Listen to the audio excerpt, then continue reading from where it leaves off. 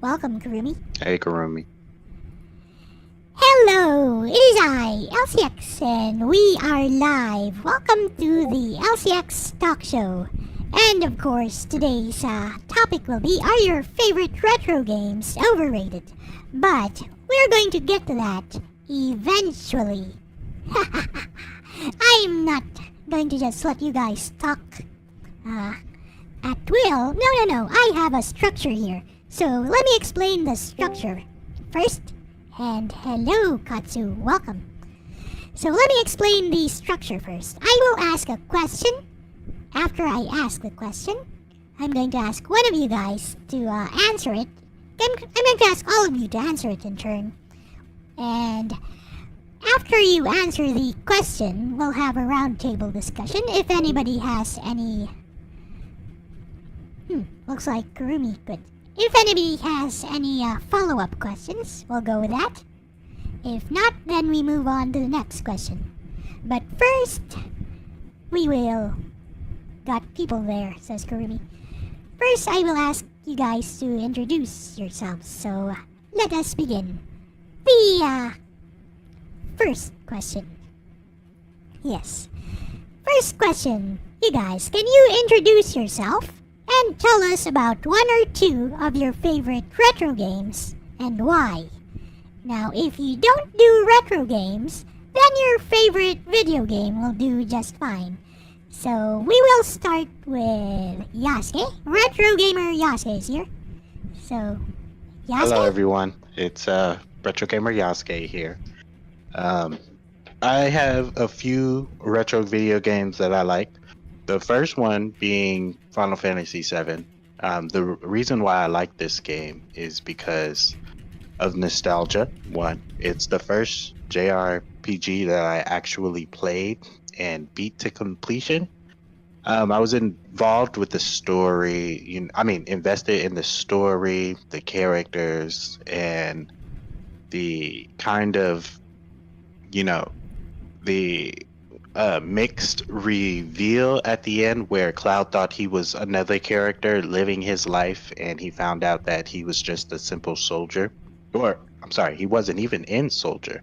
He was just a simple, I guess, minion of the Shinra Electric Company. The second game that I like, and I don't really talk about it a whole lot, like you never hear me talking about it, but the second game that I like is Chrono Trigger. It's also a JRPG. The time travel aspect of it really sold me. The fighting mechanics was pretty good, and I'm not a fan of silent protagonists, but I am a fan of the character development. There is a character who originally appears as an enemy, and if you play it right, or if you play it a certain way, you can actually convert him into your team. So he kind of, shed his evil ways, so to speak, and become a good guy. And those are the two games that I like. Uh-huh. So, both are RPGs, right? Yes, that is correct. Awesome. I love RPGs as well, as you know, since I stream them a lot. Alright, he's called Magus? Is that... Yes, Magus. Oh, Chrono Trigger. Yes. Okay, so Harumi Sakura or Katsu Sanya, would you like to answer the question? Would you like me to restate the question? Well, the question was just, introduce yourself and talk about some of your favorite retro games. Right? Yes. Correct. Hi. Yes. Okay. In that case, yeah. So I'm Katsu Sanya, and a couple of my favorite retro games, I would say, are Legend of Zelda: A Link to the Past, and I would say Wizards and Warriors. I think the reason why I like them is because they're games where, they're exploratory, but how do I put it? They're exploratory and the gratification of getting far in them is very rewarding. to achieve. So yeah. Those are both good points. I like those games too for the adventure and also the reward of um, completing the clues and, you know what I'm saying, the task getting through the dungeons. Yeah, exactly. But personally, I don't like the contact damage in Legend of Zelda. So also, I feel that JRPGs are more rewarding experience, but that's just me. Alright, so our next guest, Retro Gaming Star. Can you answer the How are question? you doing?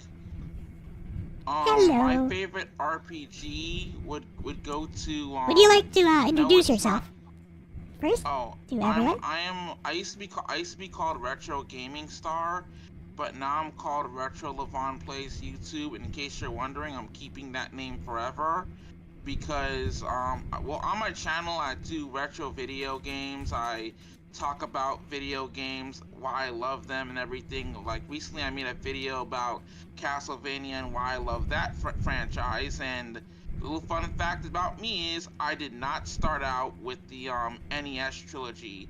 I actually started out with the Game Boy and Game Boy Advance trilogy for Castlevania. So I'm gonna answer a question, LCX. My favorite RPG, and no, it's not Pokemon, it's Mega Man Battle Network and Mega Man Star Force. And why I love these RPGs is because, well, let's start with Mega Man Battle Network first. I'll give it a go around with that series. Like, Mega Man Battle Network was originally intended to be a horror game, but then Capcom changed it up and made it into like this internet type game where you're playing as this boy named Lan Hikari, and he's like going through the human world, and you have his net navvy Mega Man, his personal net warrior who would go on the internet and fight viruses and protect the cyber world, and also defending the human world as well, because according to Battle Network lore, the cyber world is connected to the human world, so if the cyber world gets destroyed, also the human world will be destroyed as well. So I think the exploration in that game is really good because you can find you can farm for rare battle chips, and you can also do like a lot of stuff within that game. I think that the game is very rewarding. Every time you beat a boss, you get that boss's battle chip, and overall, I just think it's a fun experience. If you haven't checked out Mega Man Battle Network, please check out that game. It is a really good game. Matter of fact, get the Legacy Collection on Nintendo Switch or PS4 if you have that, because really good game. Now on to Mega Man Star Force. Now, this series is very underrated because of two things. One, it was going to be a part of the Battle Network series, which is overrated, but then it became its own thing. Now, in Mega Man Star Force, which is also an RPG, you play as this kid named Geostellar who was sad because Wait, his father was which lost due system to is Mega Man Star Force on? Nintendo DS, basically. Oh, I The see. original I've DS. never heard of it. That's why I'm asking. Oh, okay, I'm sorry. But yeah, I think in that game Geostellar is Oh. depressed because he lost his father, and he was found by an alien who is escaping his home planet because it was going to war with Earth, and the father asked the alien Omegasis to watch over his son Geostellar. So eventually Geo goes to like this how you say the Geostellar goes up to Vista Point. He turns on his visualizer, which is his sunglasses, and he basically looks up into the starry night sky, and he starts to cry and wonder why his father is gone, until Omegasis shows up. He came down with like a jolt of lightning, and eventually he meets Omegasis, and the son has to like fight the viruses and the bosses. But how they do it in this universe, basically, it is called the EM wave change, which stands for the electromagnetic wave change. Basically, if you go into the pulse hole and press R, Geo and Omegasis will fuse together and become that version's Mega Man. So in this RPG, you battle bosses, you fight viruses. It's like Battle Network, but even better. So if you're a fan of RPGs in general, I recommend check out Mega Man Star Force, because in that game, I will say that Star Force as a whole is a lot easier than Battle Network. Because Battle Network, you go by it's like a side-by-side 16 by 16 grid. Star Force is easier to understand in Battle Network, because I think that in Mega Man Battle Network, it's a lot easier to take out viruses and bosses, because I played the game multiple times when I was like a little kid, and I love that series. I love Mega Man Star Force. I think in my opinion, Mega Man Star Force is better than Battle Network, but that's just my opinion. By the way, that's what I have to say. how do you feel about the mainline Mega Man games? Do you like them as well? Well, I'm not a fan. Well, I used to be a fan of them. I used to like Mega Man X and Mega Man Legends, but the problem is, here it goes, I suck at them. Like, I remember my first time playing the first Mega Man game, I went after Guts Man. I went after Cut Man, right? Cut Man, when I got to like the boss stage for Cut Man, I sucked. I died so many times to Cut Man, to the point where I got a game over, and I just stopped playing after that. But then when Battle Network came out and Star Force came out, that's when I became a definite fan of those series. So yeah, that's all I gotta say. I'm terrible at the platforming Mega Man games. I will die every time. Yeah, I guess Mega Man games can be hard, but you can just look up a video with somebody else playing against the bosses and kind of copy the strategies. Anyways, let's move on to the next person. We have Densuo or Gerardo Santana. Can you please answer Hey, good afternoon. So the question is for favorite retro or favorite RPG? Yeah, let me just restate it for you. Can you introduce yourself and tell us about one or two of your favorite retro games and why? If you don't do retro games, then your favorite video game will do. Right, that works. All right, so my handle is Densuo or Gerardo Santana, as it's on YouTube. I sporadically stream. I like to do a little bit of everything. And I also just like to just run my mouth ad nauseum about games that I like or have played for a very long time. It's a bit of a passion. I like talking about games. I like delving into games lore. Like Mega Man was mentioned earlier. There's a guy, Replit Revo, that I follow on YouTube who does a bunch of lore videos. Kind of want to do my own thing like that one of these days. Not necessarily to copy him, but I kind of like just want to just gush about games that I really like. As far as anything else about me that may be of interest, former military. So while I was in the military, that kind of really made me play a lot of other games, thanks to emulators. Funny story, a friend of mine, he loved Chrono Trigger to death, but he wouldn't stop talking about it and made me lose interest in it. While I was in the Navy, I kind of remember, wait a minute, what about that Chrono Trigger game? And tried it, and then I was like, okay, now I see why this game is so, universally praised. But yeah, retro games are something that I think more people should definitely play, because it'll give you an appreciation for how far video games have come, but also kind of a bit of a lament because of how certain games nowadays just push monetization as opposed to quality. As far as my favorite retro game, I'm just gonna go with two of them. They're both NES games, because if somebody were to tell me what's my favorite NES games, I can't pick between these two. First one is Mega Man 2.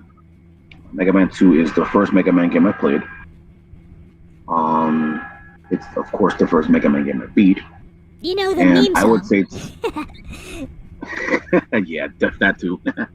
But it's also I'm definitely going to credit that game with the one that really made me like become a gamer, as for a fact. I played Mega Man 1 after it, and everything about 1 is just inferior to 2, if you ask me.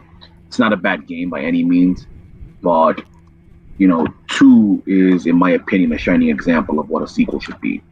You take the first game, you refine it, you cut out things that it don't need. Like, for example, the Mega Man 1 had a scoring mechanic. It served no purpose. It also did not have damage boosting. Like, if you got hit and then you fall into spikes, you died immediately. You did have a little bit of invincibility, but if you touched spikes, it didn't matter, you died. It also cut off the little part that when you go into the boss's lair, like the little quarter before the boss lair, in Mega Man 1, you still have to fight. They got rid of that, things of that nature. But yeah, Mega Man 2 controls like a dream. The stages are great. Like, a lot of the music is amazing, and you really do get a sense of accomplishment when you complete the stages, when you beat the game. And there's a lot of things in that game where they show, don't tell. Like, for example, have y'all played Mega Man X1? I've played it, right? But I'm not good at any Mega Man games, so I've never actually completed. No, that's okay. I don't judge. So here's an example. In Mega Man X, when you're fighting the first big B helicopter, and then it falls and breaks the bridge. The game teaches you how to wall jump because you don't know it yet, and you slip off of the B, you land on the wall, and then you see Mega Man actually, slide across the whatchamacallit. In Mega Man 2, you see the same example in Quickman stage.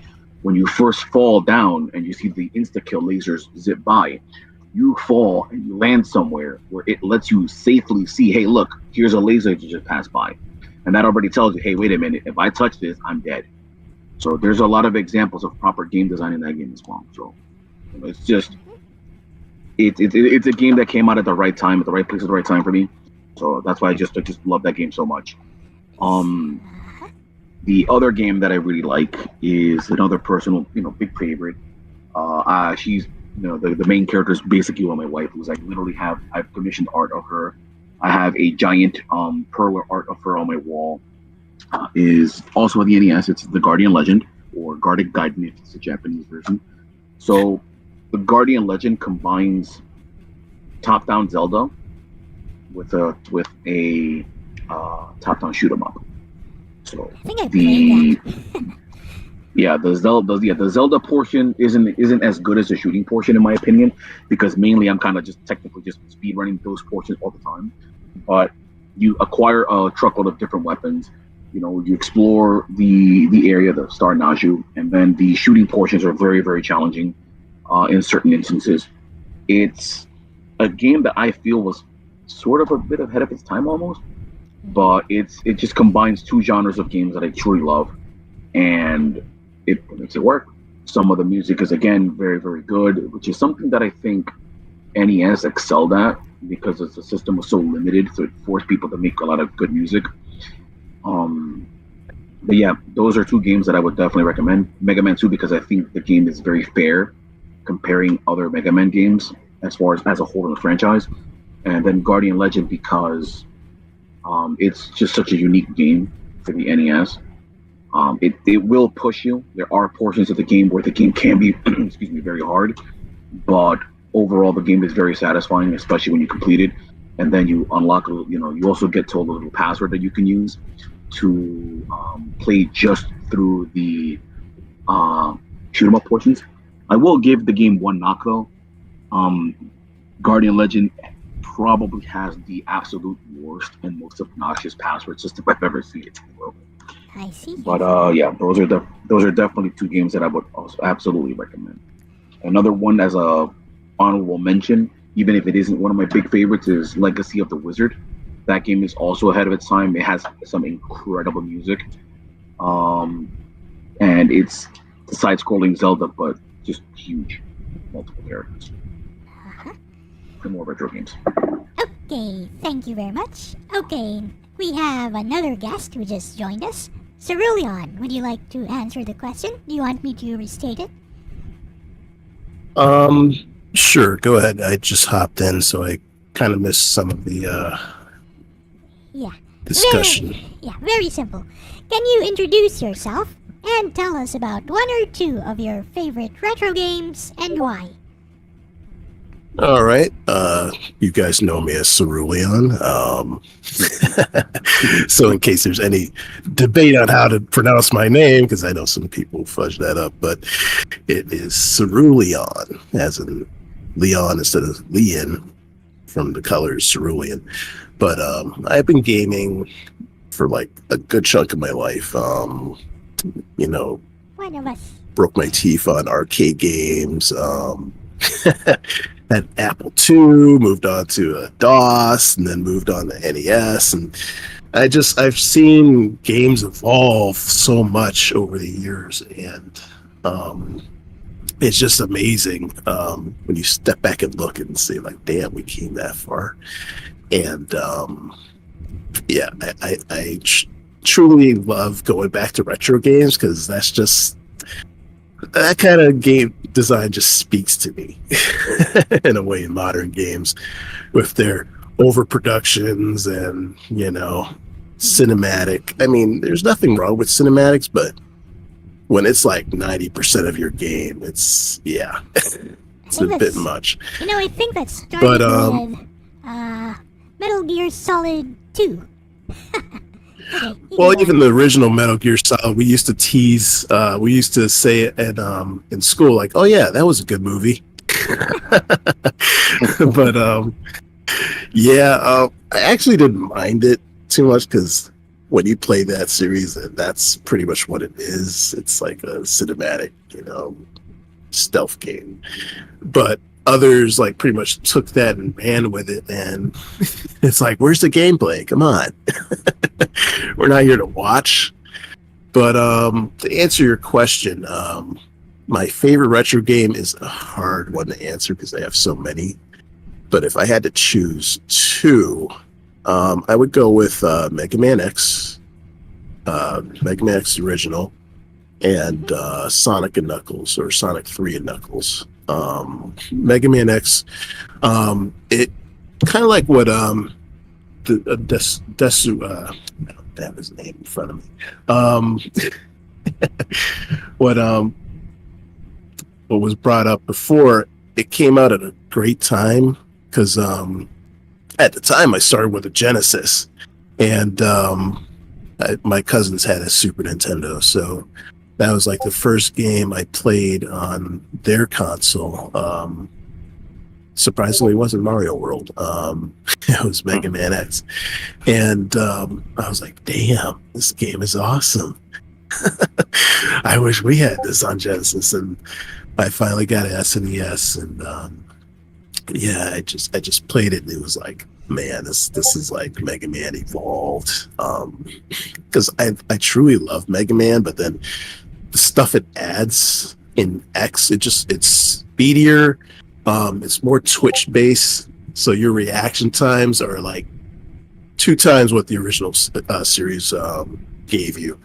And yeah, you die a lot if you're not used to it, but just the reward of like being able to finesse all your enemies and using all the abilities you get, it's platforming perfection. And Sonic and Knuckles, or should I say Sonic 3 and Knuckles, I love the original Sonic games, and Sonic 3 and Knuckles just takes everything from those previous games and like puts everything, like throws everything and tests your knowledge on, like, okay, you remember this from the first game, well, we added this to it, or we added, you know, stuff to the second game, and it's like, oh man,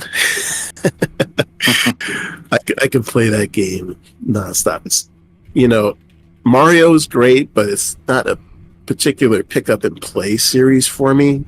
Whereas Sonic is like, okay, I can pick this up and play it for like, you know, a few levels or so and just have a blast. Okay. So yeah, that was my answer. So, Sonic 3 and Knuckles and Mega Man X. Yep. Yep, both platformers. And that's just 2 of out of a larger, you know, list of favorites. But yeah. Okay, no one else around. So I guess it's my turn now. So here's a little surprise for you guys. Well, I don't think I need to introduce myself, but I will, because I want to. Hello, it is I, LCX. I'm your favorite little 13-year-old girl. Not really. But anyways, my favorite retro games. Okay, the first one will be a handheld game. And this is because, partially because of nostalgia, because I never had the game, but I got to play the game a lot by trading some of my Archie comics with a friend, letting the friend borrow like 5 or 6 of my double digest Archie comics in exchange for some gaming time, which was during recess and lunch hour at school. So, it's Donkey Kong 94, or Donkey Kong for the Game Boy. And that's the first one. And the reason for this is because it was just, it just felt so magical when I first played it. Because the first few levels I was like, oh, what kind of game am I playing? It's the same one I'm playing on Famicom. But it's, the levels are kind of different, but it's the same. It's the same thing. Same old, same old. Then I beat, stage 4, was it? Then I beat stage 4. And then it moved on to this city. I think it's the city. And then it became something different, completely. Started introducing new mechanics, like, what is that? Mario could do a black flip, could do this, running high jump. It was such a big change, yes, as Gerardo Santana says in the chat. Yeah. And yeah, it started introducing more and more stuff, and it became more like a puzzle platformer. And in that game, contact damage kind of makes sense, because you take a hit, you're dead. Unless you're holding a key, you get knocked out temporarily, and you can take a hit and then grab the key again.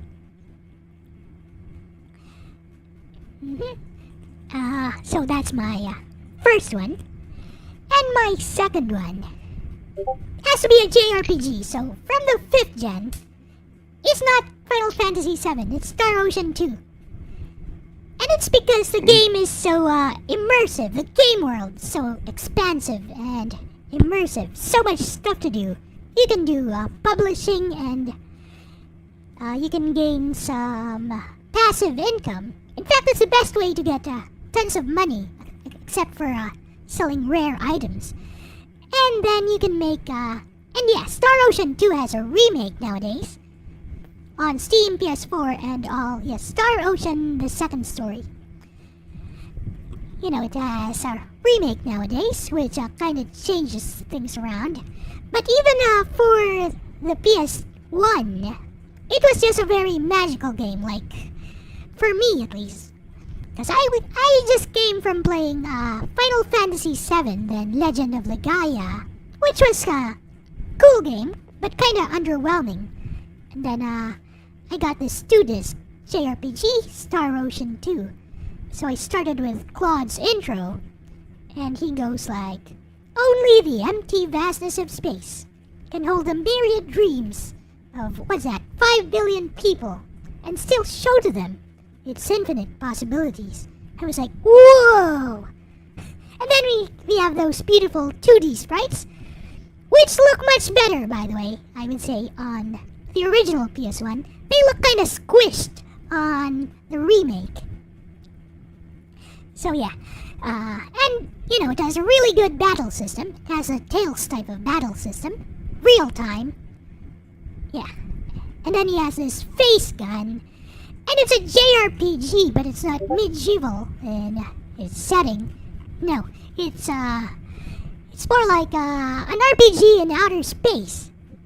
Yeah, and we have those voice lines. And of course, the battle system is really fun, especially when you can start abusing the killer moves. And then, it's really just fun to play. The story is, I would say, it's passable, but not really that much. It's more like a Tales of game, wherein the story kind of takes a back seat to character development. And we have tons of that. Private actions and all kinds of other stuff. So yes, Star Ocean 2 and Donkey Kong 94. Those are my two favorite retro games. So, can we move on to the next question? Unless you guys have any follow-up questions. Let's move on to the next one. Are we all good?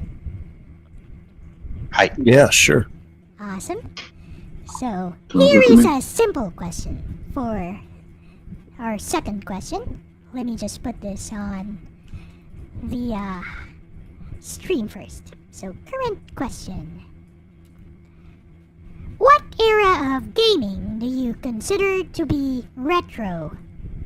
Alright. So, let's start with Yasuke first. Okay, Yasuke. What era of gaming do you consider to be retro? I have a two-parter for this. I say anything a decade back is considered retro, but I also consider retro, fifth generation, perhaps sixth generation nowadays. As far as retro games and retro era is concerned. But anything 10 years back, it could be in the retro spectrum for me. Because, gaming moves fast. I see. So, is that all?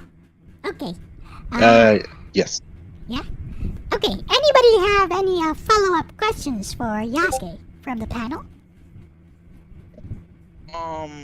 Yasuke, I kind of have a question. Yes. Levon. Would you consider the Game Boy family and original DS family to be retro, or no? I do. Both of those are older systems that I remember from middle school and high school, respectively. And those are both retro, in my opinion. Also including the PSP. If I was to set a limit for what systems or consoles, I would say the PS3 on back, as far as retro is concerned. Alright, thank you, man. That's all I have. Okay, anybody else? All right. Anyone else? No? Let's move on. Oh, look, Denso. Gerardo. All right, so what do I consider retro? I would say PS2 or previous. I would consider to be retro right now. PS, That's what I would say. I would, yeah, because PS3? I feel like a lot of things that PS2, Oh, Xbox, and anything at that generation and earlier, I would consider retro. I think PS3 and beyond, that's too soon to be considering it retro. Uh-huh. But I mean, I think that's also kind of a little subjective. I guess it could depend on the person.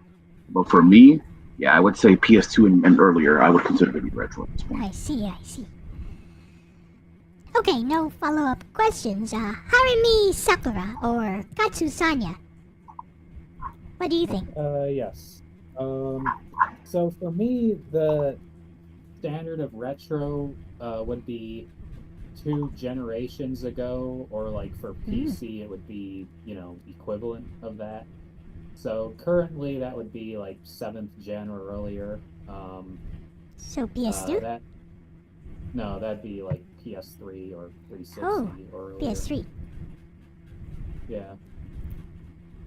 Interesting. Yeah, that makes me feel a bit old because, like, it feels weird to consider that era retro, but I guess it technically is. Uh-huh. So, 2 generations behind? Yes. I see. Anybody got, any follow-up questions for Katsu? That sounds good to me. Okay. No question. I would also consider. I'm sorry. I wanted to add one small thing about that. Huh? I think I would consider the PSP, even though I believe the PSP came out like after the PS2. I think it came out around So I would probably consider the PSP to be in the retro realm as well, I especially see. since it's dead. How about you, Levon? What do you think? Yes. What was the era of question? gaming do you consider retro? What? I would say the PS 2, Xbox, and GameCube era because well, to be honest, I think the PS2 is already retro enough, and so is the original Mm-hmm. Xbox and GameCube. And also, I think the Game Boy Advance is getting retro too. Well, it's already retro, like Gasuke said. And I think that the reason why I think like that's my favorite era was the PS2, GameCube, and the GameCube and Xbox and Game Boy Advance era was because of the fact that like all the games that you know and love came out on those systems. And I remember one time when I was a little kid, my sister got her hands on a PlayStation 2. Her grandparents went out and bought that for her, and she was really excited to get that for Christmas. And the first game she got for it was Final Fantasy X and Jack and Daxter. She really enjoyed those games, and my sister just when I saw Final Fantasy X for the first time, it just take my breath away because of the visuals, how good the battle system was, and everything. Like it just blew me away. But my favorite era of gaming is definitely the PS2, Xbox, original GameCube, and GBA era.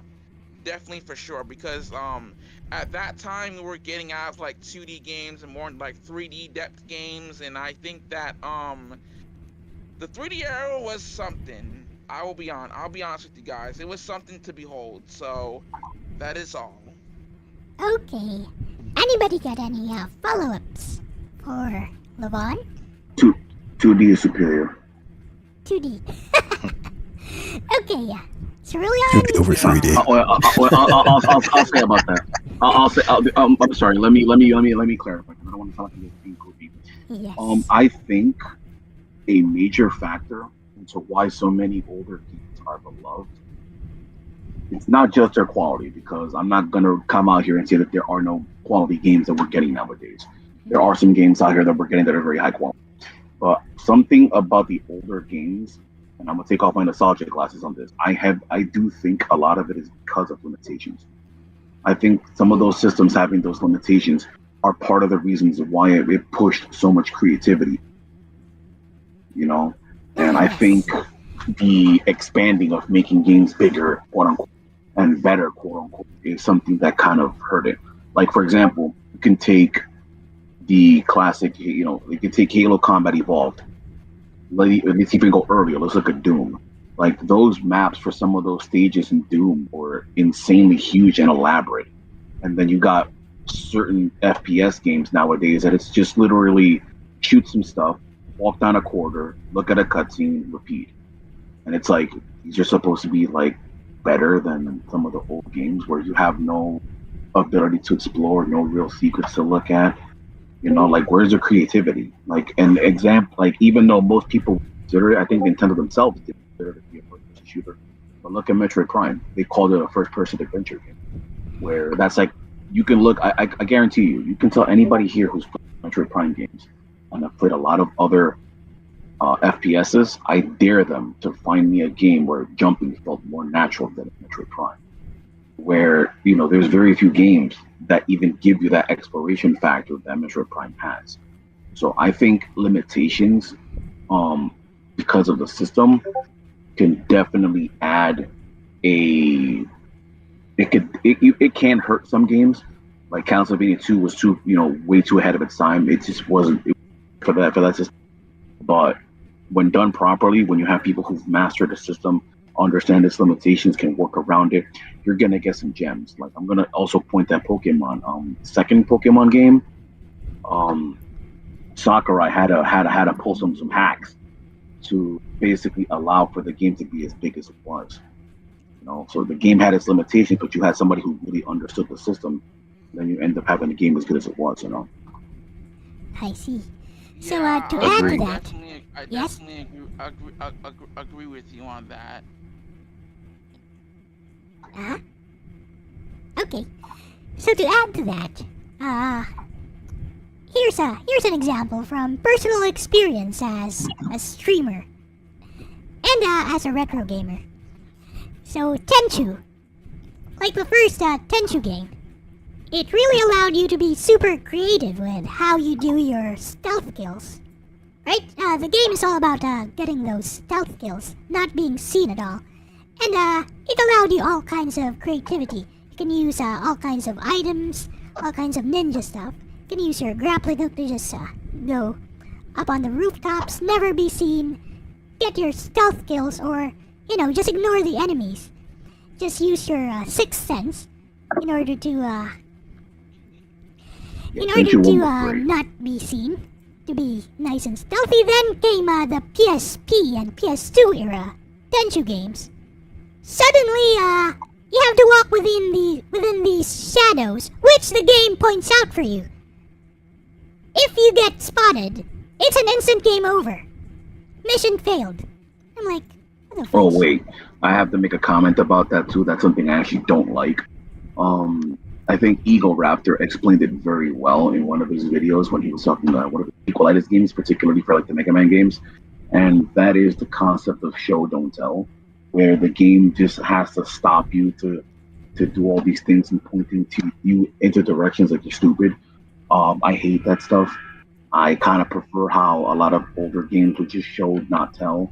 An example of that was again how Mega Man X taught you how to do the wall slide and the wall kick. And then look at Cave Story, for example. Cave Story was a game made by one single person, and Yes. as far as I'm concerned, that guy's godlike. But you have like an area where it teaches you how to do certain things immediately, and it doesn't have to stop you with a silly tutorial. It doesn't have to make you look stupid. It doesn't have to talk to you like you're a 3-year-old, Exactly. So I think that's something that certain games and certain developers have forgotten how to properly do. Like, I get it, sometimes you do have to do dedicated tutorials. I'm okay with that. But there's a difference between, hey, look, this is important. You should learn how to do this. And listen, figure it out, discover for yourself. Yeah, exactly. Like, if it's a... Hmm? I'm 100% on your side in that, like... I think that they overdo it with tutorials. Like, if it's like a really complex mechanic that you probably wouldn't figure out on your own, fine. Like a really complex mechanic that you wouldn't figure out on your own and it's integral to the game, yes, you should have like a dedicated tutorial section. If it's just like, hey, this is how you jump, this is how you double jump, like, I'm a 25-year-old man. I can figure that out.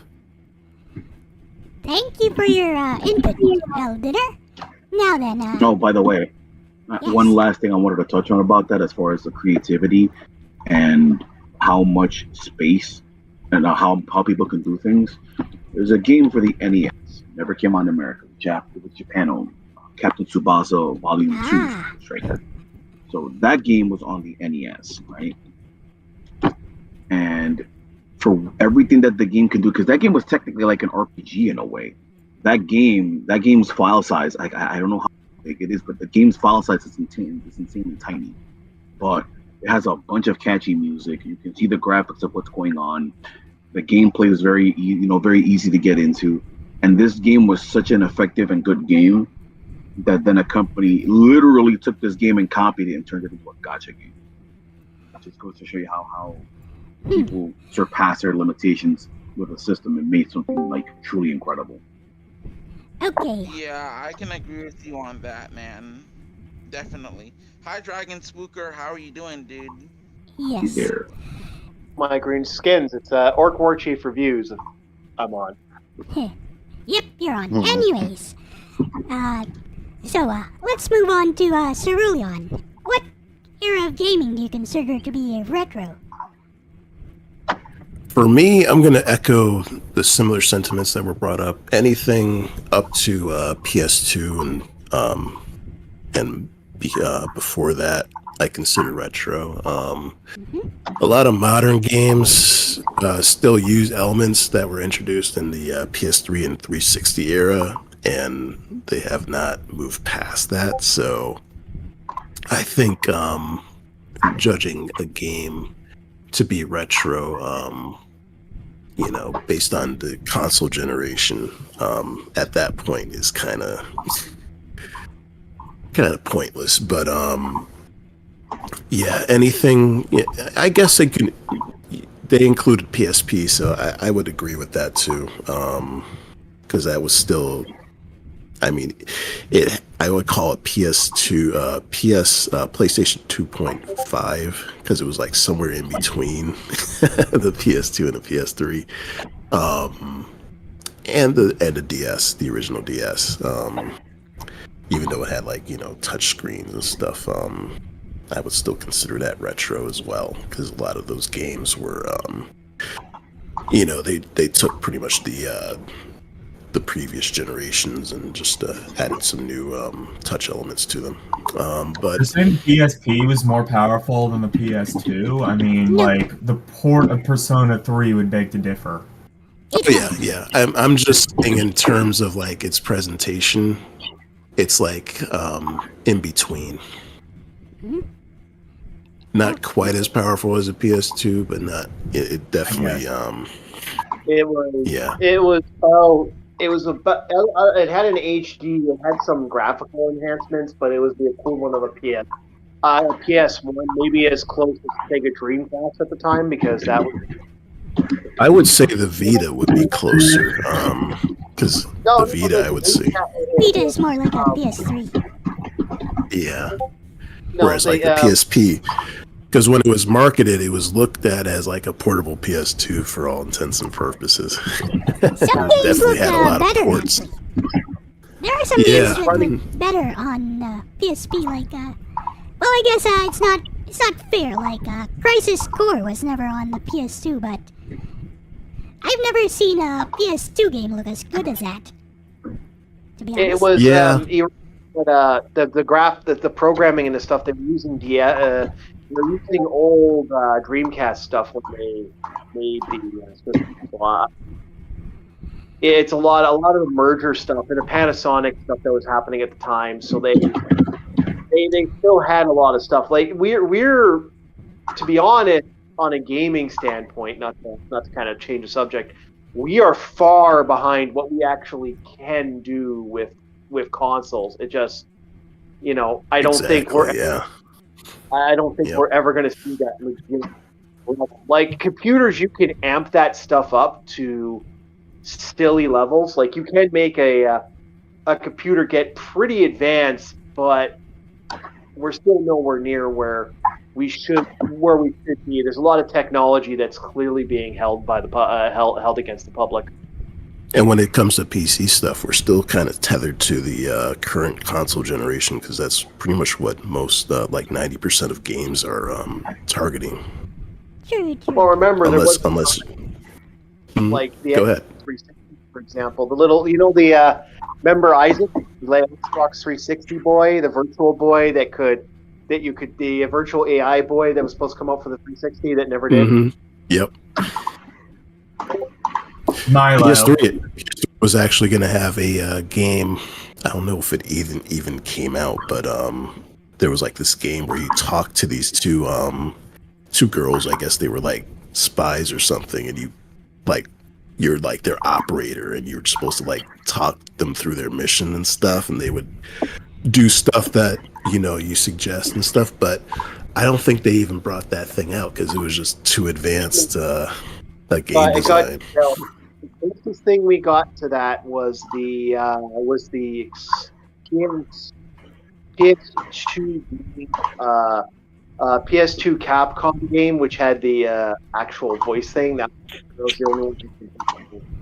Yeah, I think this was going to be a first-party game, but yeah. There's quite a few things that didn't get made. Another well-known one is Horsemen of the Apocalypse that someone just released a video on YouTube. If you know, you know. Yep. Quite a few innovative games out there that existed. If we're talking retro, any Darkseid, anyone remember that? Anyone remember the game that had H.R. Giger's actual, or Giger or Giger, I don't know if you can incorporate who he is, Anyone remember his artwork was put in a video game? Huh. No. Dark Seed. No, I don't think What I was it do. called? What was Anyways, it called? Dark Seed? Darkseid. It's an awful, yeah. awful game, but All the But it way goes back in more- '92. Nice. yeah, oh yeah, it's fascinating. Some people, Giger was a very fascinating, but I won't. That's a topic for if anyone else wants to talk about it. I don't want to okay. take too much. Anyways, so I'm going to answer this question. What era of gaming do you consider to be retro? Personally, I think I'm a generation behind some of you guys. I only consider 5th gen to be retro. 5th gen and below. And that would be the PS1 era. And basically my main criteria for it would be just the graphics. Yeah, it's very simple. Like PS2 era, what's that, 6th gen? I don't know. The 3D graphics for that can still look pretty good, I would say. Even by modern standards. There are some games, like, for example, Black. Black still looks like a modern first-person shooter. Upscale it. Don't look too close. Yep. Don't look too close. Yeah. It looks like a modern first-person shooter. The Tekken games. Urban Chaos also surprisingly well. There's Tekken 5, for example. Tekken 5 still looks pretty good. Just don't look too close to the Oh yeah, characters. isn't it? Even to this day. So yeah, I would say PS1. Anyways, let's move on. Here's the thing, we have some 2 new guests here, so I'm going to ask you guys to answer the first question in turn, so you can have a chance. So, the first question is, can you introduce yourself and tell us about 1 or 2 of your favorite retro games and why? I'm going to start with El Dinner. Please answer the question. LDP? Yes, I am El Dinner.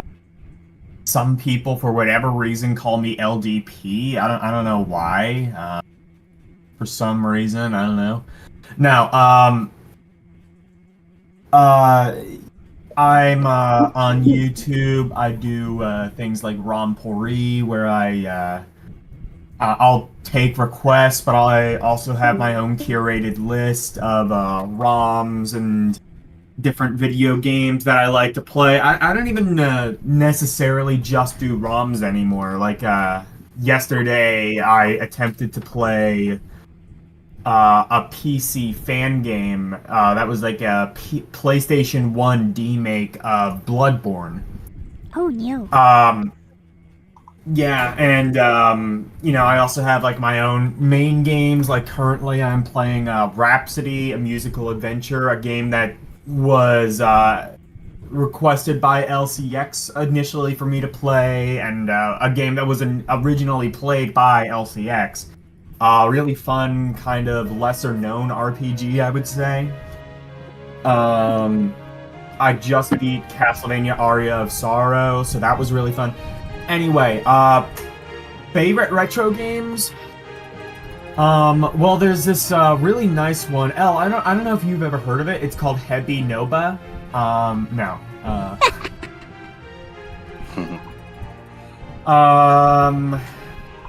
Favorite retro games? Streets of Rage 2 immediately comes to mind. Classic. Persona 4. What? Retro? Let's see. Persona 4 is retro now. I would say so, Technically, since it's on the PSP, wait.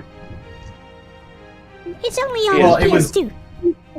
It was on PS2, yeah. Okay. Go on. But yeah, I would say so. The Castlevania games like Symphony of the Night, which I also played and beat on my channel. Even the earlier ones, as much as Elle and I might disagree on that, I do really like the 2D Castlevania games. Yeah, they didn't have the fancy you know, all of the different like RPG elements of the later Castlevania games and the, you know, exploration and things like that, and different weapon upgrades, and you know, but like I don't know if it's necessarily fair to compare an older game or to vilify an older game just because later games in the series did something that the older games just didn't think about or may not have been technologically possible. But yeah, those are some of my favorite retro games. Thank you. So I'm sorry, can you say that one more time? I'm sorry, can you say that again? So it was Streets of Rage 2 and which one? Persona 4 you said? Streets of Rage 2, Persona 4, and the Castlevania games, I would say, are my favorites. Thank you very Streets of Rage 2 much. was missing part. Okay, I'm going to restate the question. Can you introduce yourself and tell us about one or two of your favorite retro games and why? Orc War Chief Reviews. Hi, I'm Orc War Chief Reviews. You'll find me on YouTube. You'll also find me on Rumble. I do YouTube videos, reviews of classic movies, new and new movies that are unique and different and fun to watch. Think of my channel like a very greasy pizza. You come for the grease and the cheese. You enjoy a good. My favorite stuff I like to retro games. That's a fascinating question, considering the fact that I live in a retro world in a way, and still to this day play video games that most people have either forgotten about or kind of don't miss. I guess my three favorite would be Chronos Trigger, the classic NES game that's been ported to multiple consoles. The classic Fire 2, which is still an amazing game. If you ever get a chance, watch the Japanese art for quite good. And I guess a little bit more modern would probably be Diablo. And the classic Awesome. the PS1 Diablo game was one of my because of the fact that I could couch co-op that. Here's a follow-up question. What's your favorite class in Diablo? The thing is the wizard is probably the most superior for having the having that high hit of magic you get for that, but at the same time he's also he's pretty, but he has that benefit of having that high magic. If you want someone start game, you want to use the wizard for a lot of magic spells, but if you want someone late game, you're probably looking at the rogue, who has a balance of all three. I like the rogue myself. Yep. Thank you very much. Anybody got any follow-up questions for Orc War Chief Reviews? Who's your favorite character in Chrono Trigger? Toss up between I would be probably Magus would be my absolute favorites because I was an edgelord back in the day when I was a kid. Yeah, and secondary would be Glenn, aka Frog, because he is a character of pure nobility. Like, he really does do everything to protect those, even though he has no reason to. He's a monster now, and people see him as a monster. There's a reason why. Orders to protect and help others. There's a reason why. He's Glenn, aka Frog, in my opinion, one of the best examples. He follows noblesse oblige to the filter. That's exactly why he's awesome. Yes. Yeah, he is. Orc War Chief Reviews, El Dinner wants to know what your channel is. You think you could post a link to it in the chat? Oh, sure, I'll do that right now. Nice. Okay, my favorite character is just Marl. Because apparently Kid looks like her, and Kid is cute. That's all. Okay. Now then, let's move on to the next question. Are there any modern remakes or homages of your favorite video game around currently? And objectively, which do you think is superior? Yes, that's the next question. Let me put this into... Was that clear? Want me to restate that? Everyone? Okay, I think that was clear enough. Wow, this is hugified. Wait. Need to... Who's going? Wait. I'm going to ask, I'm going to ask one of you guys in turn. And because, here we go. And because Diner wants to answer, let's go. LDP, can you answer the question? Oh, are there any I mean, I guess I wouldn't call it a remake, but there is Persona 4 Golden, which is sort of an update, I guess, of the Persona 4. There's a Persona 3 remake. Huh? I just said it's the same game. They just added, what's her name? It's the same game, they The just, Poet like, Girl. changed a couple of things. Honestly, I know this is a hot take, as we call it around my parts, but I played Persona 4 Golden, I beat Persona 4 Golden. I think a lot of the quality of life changes in Persona 4 Golden kind of ruin the game, in my opinion. Like the chance time... Huh? No, go. Continue. I'm just being silly. I think that the like the chance time, like after you, for those not familiar with the game, after you defeat an enemy, you will get the ability to get a skill card. It might be like a persona that you can add to your collection. It might be a power up. Or not a power up, but like an item. It might be like HP, MP upgrade, something like that. In the first game, that was completely random. In the second game, you actually got to choose your card. It's better. Or in Persona 4 Golden, rather, you got to choose your card. I think that took a lot of the. I guess technically it makes it more. Sorry. Oh, I was just wondering, is that the one that just got re-released now, like on like the? No, I was getting to that. That's part 3, isn't it? No. Sorry. I think that was part 3 that got a new release. Yeah, part 3. Part 3 is going to get a remake. I don't think that's out yet. Yeah. But no, they did. Well, they did re-release Persona 4 Golden.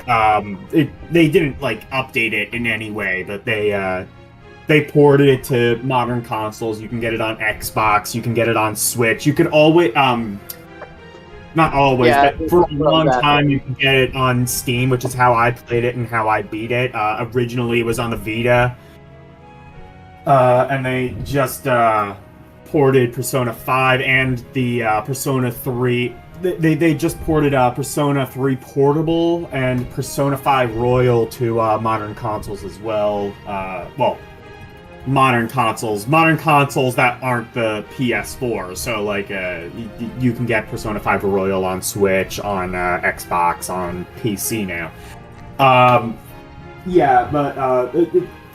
Beyond that, like Streets of Rage 2 didn't get.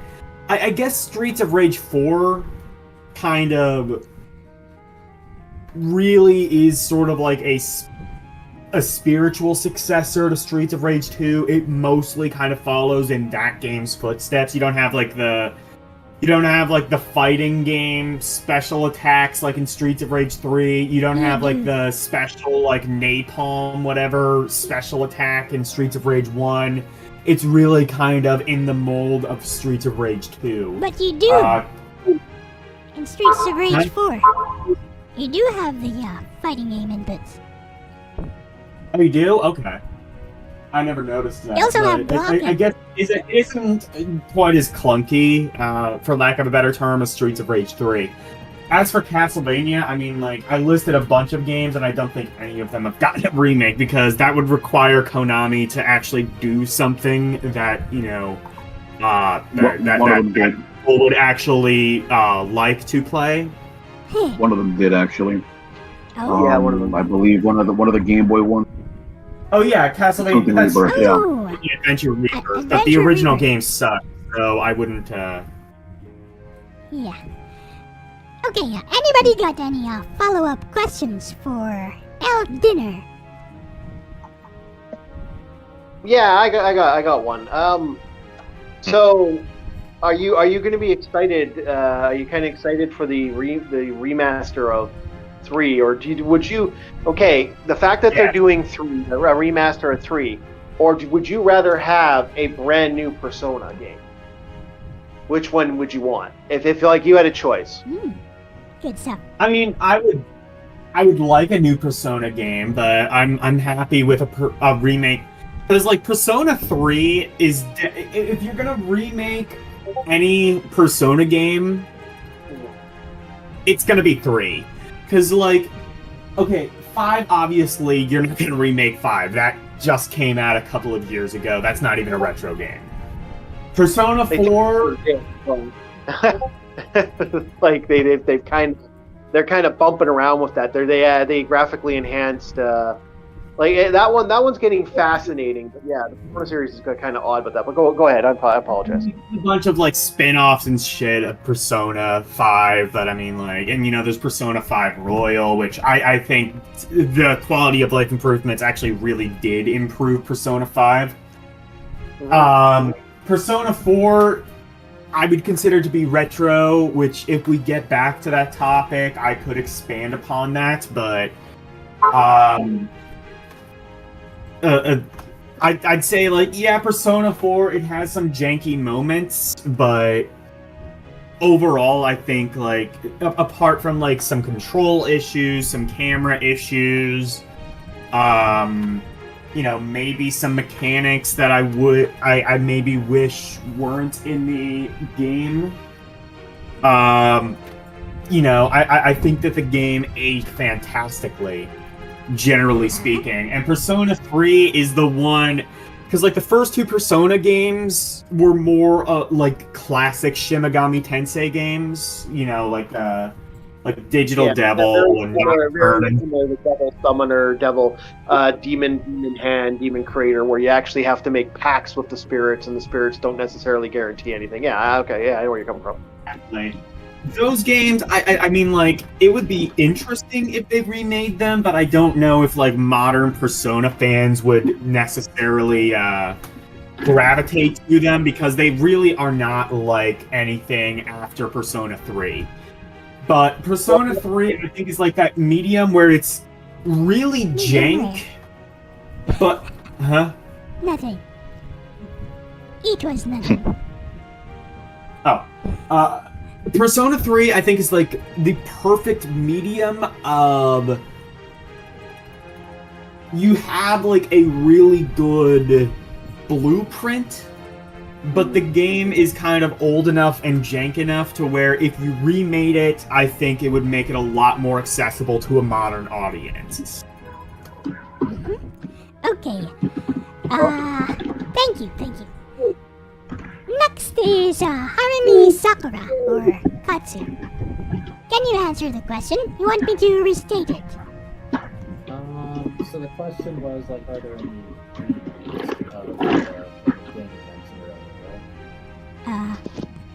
I can't hear you. Can you speak up a bit? Can you hear me now? Yeah. Hello? It's a little more clearer, yeah. Okay. So the question was like, are there any remakes of your favorite game? Yes. And objectively, which do you think is superior? The Okay, remake or the Link to original? Past It didn't have any remakes, but it did have a reboot called Link Between Worlds. I actually like the original a bit more though because it was more challenging. So that would be the main reason. But yeah. I see. Link Between Worlds. Which system yeah. did that come out on? Oh, it's for the 3DS. I see. So kind of modern. Yeah, but I like the I think I like the original Link Between Worlds a bit more though because I like Link to the Past more because I think it's a bit more challenging in my opinion, especially like earlier on. I think Cerulean wants to ask a question. No, I was just saying I think that's more of a sequel to Link to the Past more than a reboot. But It's not played the game, so it's technically a sequel. Link Between Worlds is the canonic sequel to Wind Waker franchise, I believe, isn't it? I see. nah. From art wise, it looks like it harkens back to Link to the Past, and it has like the same mythos as that game. Like Waker's is like completely entirely different. Yeah, because wasn't Link? universe. Yeah, not to go into chronological and confused here, but wasn't this the direct sequels to Link to a Past as follows: Link's Adventure after the Matter, Link's Awakening, Ages and Season. It's And then kind of like, all right, so in Link to the Past, right, you have a light world where Link originally started, and then he goes into the dark world and does the rest of the dungeons to fight actual Ganon. Link Between Worlds is the Link of the dark world, so it's kind of that direct sequel. But yeah, it's the same hero of Legend, Link. Right. Yeah, because there's a weird, like, especially now that they have Majora's Minish Cap, which is its own Its own chronological, yeah. I remember back in the day, I used to try to fit every Zelda as like it's like chronological order or something. Like, oh, first there was Ocarina of Time, then there was the original Zelda, and I'm like, and then Nintendo just came and said, no. That's not how it works. You find out the last Zelda game is the first Zelda game, and it's always been the first. It's fucking part of my language. He's alright. Okay, so, next one would be, Yasuke. Any modern remakes or homages of your favorite video game? And objectively, which do you think is superior? All right, so I'm gonna just stick to the original two games that I stated as far as my favorite two retro games. For Final Fantasy VII, there is a remake. There's a few remakes and some remakes in the works. As far as story, right? It's all right, right? I can see that at the end of the original 7, right? It went back to Aerith looking at the live stream where the game originally started, and I can see where a remake is that specific timeline of when she like actually looked at the live stream in the beginning, and the original game is a possibility of what happened, and she also saw that, so I can see how they're two interconnected. I didn't play it per se, so I'm not going to say that I like it or not like it. I would kind of want them to finish the trilogy of what they're doing. I would have loved it if they just took the first disc and made that part 1 of the remake, and took the second disc and third disc respectively and make those part 2 and part 3 of the remake. Unfortunately, they thought Midgar was the center of attraction for a 13-hour game or a 20-hour game, whatever. So I'm not too happy about that as a concept. But, we get what we get. As far as the other game, Chrono Trigger, that I mentioned, I like the DS remake of that. It's the same game essentially, but it had a little map at the bottom. You know what I'm Yeah, saying?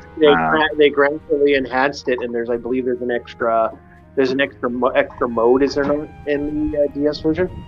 Yeah, there's an extra mode, and then they have a couple more endings that you could access if you so choose to play it again and again and again. Yeah. So I'm happy about the little DS remake of that. I'm not. Also, I want to add here. It's a quick little side note. I am one of the people who vaguely remember a Game Boy Advance port of Chrono Trigger, but apparently that never happened. Yeah, that never happened. That's crazy because I swear I thought I had that game. Yeah, there was a legit. What had happened was there was a first copy that existed at one point, and that's actually what people remember. Is that that thing, but there is no Japanese version. A lot of people thought there was a Japanese version along.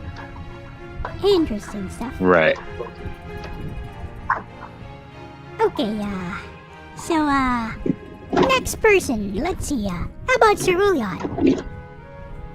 Same question. Cerulean? So his mic is off. Yeah. Maybe he's away. How about, Gerardo? Alright, question. so as the three of them come to mind. One of them is inferior, the other two are, in my opinion. So I'll do the inferior one first.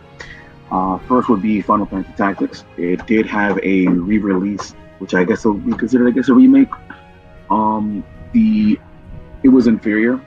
It's a lot of the actions, when the actions takes place, the game would slow down.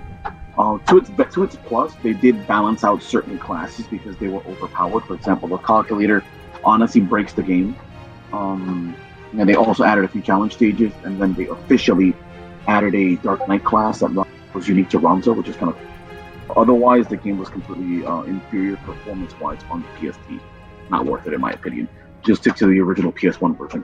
Funny thing, if you emulate PS1 games on a PSP, the PS1 emulated version of Final Fantasy Tactics runs better than the re-release version.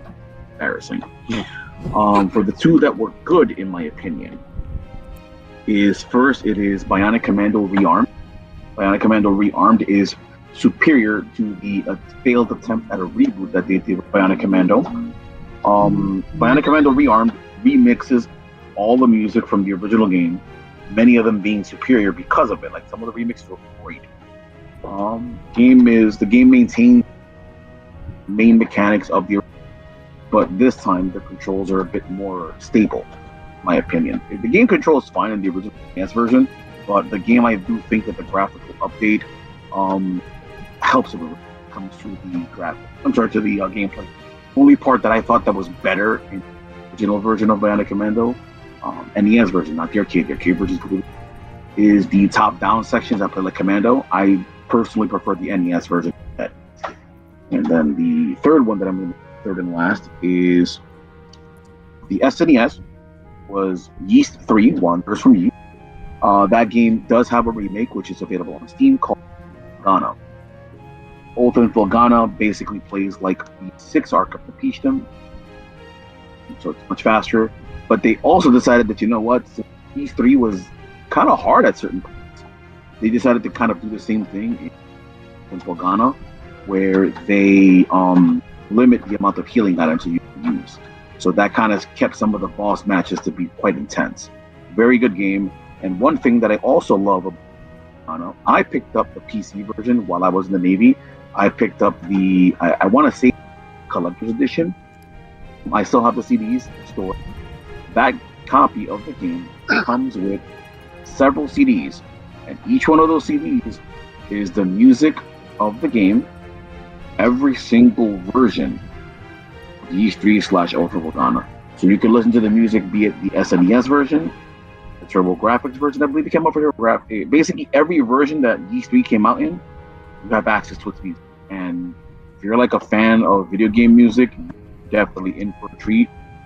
Who Had Wings, for example, is a fantastic theme. Yeah, those would be the three. Oath of Lagana, I think, is definitely superior because I don't know about you, but Ys being a side scroller just doesn't make any sense. It wasn't a bad game, but Ys being a side scroller just doesn't sit well with me. Bionic Commando is Rearmed is absolutely a fantastic remake. Then Final Fantasy Tactics is a little superior. Kind of want to consider the Strider game that came out for PS3. I'm not sure if that's really I guess it's more a reboot as opposed to a remake. That's But okay. if we look at it as a then okay, if that's the case, then absolutely the Strider reboot / remake that came out for the PS3, fantastic. Isn't nothing that more fancy, of a nothing- Metroidvania? Yeah, I think it was a proper step for that game. The game controls like a dream. It's nothing overly complicated, nothing super duper, whatever. It's just a simple, fun game. Highly recommend. I would recommend every one of them that I mentioned. Oath of Lagana, Bionic Commando Rearmed, the Strider remake, skip the Tactics remake. Oh, do you like Strider, Gerardo? Strider Hiru, in my personal opinion, is one of the best designed characters of all. I see. He is because ninjas are just automatically cool. If you ask me, for the most part, ninjas are just like by default. But then the Cypher Blade is really cool. His cartwheel jump is very unique and stands out. Like some of his movements, like the way he does his unique slide, the kind of hold the blade behind his back, like a lot of his design is just Strider's so damn cool. Okay, so I think LDP has something to say. What do you think about Strider? L Dinner? I was just typing in chat. I hate Strider. Which version? The character or the games? The game. The game. Okay. Which one did you play? Did you play the Genesis one or the NES one? The NES one. I played the Genesis one. I played the arcade one. I did play the NES one, and I actually kind of like it better. Mainly because I like the NES game better because it doesn't have that annoying ass hang time whenever you jump. Yeah, Like- Strider's jump is kind of floaty. But I will say this then, if that's the case, Yeah, I'm sorry, go ahead, finish it. My bad. Yeah, I hate that. And like the NES one, he jumps normally, and like there's a bunch of other problems with the NES one. I'm not gonna deny that, but I like it better than the Genesis one because at least he jumps normal. Okay. I think there was one for PS1, I believe, Strider 2, but that game was kind of generic. This But definitely, if you get the chance, try the PS2. No, there's like one that's really bad. I think it's on the Genesis, and it was like a port of an Amiga game or a ZX Spectrum game or something like that. Part of the arcade game I'm not sure. originally. It was part of the arcade game. Yeah, it was the arcade originally. That's where Strider originally came from, and then he moved in. The Genesis has a lot of. You're probably thinking of Strider 2 on the Genesis, which was developed by US Gold of all Yeah, companies. that was the and one not, that like apparently everybody really hates. I've never actually really played it. I think Yeah. the PS3 reboot will genuinely change your mind. In my opinion, I think it will genuinely change your mind. There was That- one that on game was a good game. PS4 that I played and I kind of liked a little bit more. I think. Yeah, that one. That's that one. Yeah, that was that one's really support. good. yeah. That was part of the Yeah, That was PS3. that one's legitimately good. That was good, straight to the point. You know Strider's floaty backflip jump kind of helps you do more damage to the enemies. Yeah, he's floaty, but you can slash multiple times in the air. You can still have control over him, basically. Yeah. I hate but I mean, Strider. like, Contra also Oh, wait. did like a similar thing, and it wasn't as floaty. Oh, I'll also mention one other game, Yes. Ninja Gaiden. The arcade game was inferior.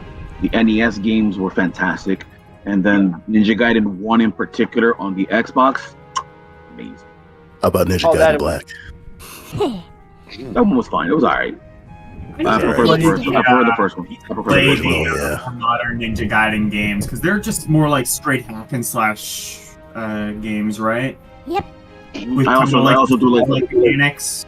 I also do like what happens when you have the sword and you max it out and it becomes flavored flawlessness. Such a cool name, such a cool. I need to do that. I still need to work out Xbox emulation. I need to I guess download the right BIOS. It should work on Steam Deck relatively well, but I need to configure everything. So, Okay. other than my utter disdain for ninjas, what is everyone's favorite ninja? Shinobi, Strider, or Ninja Gaiden? Shinobi.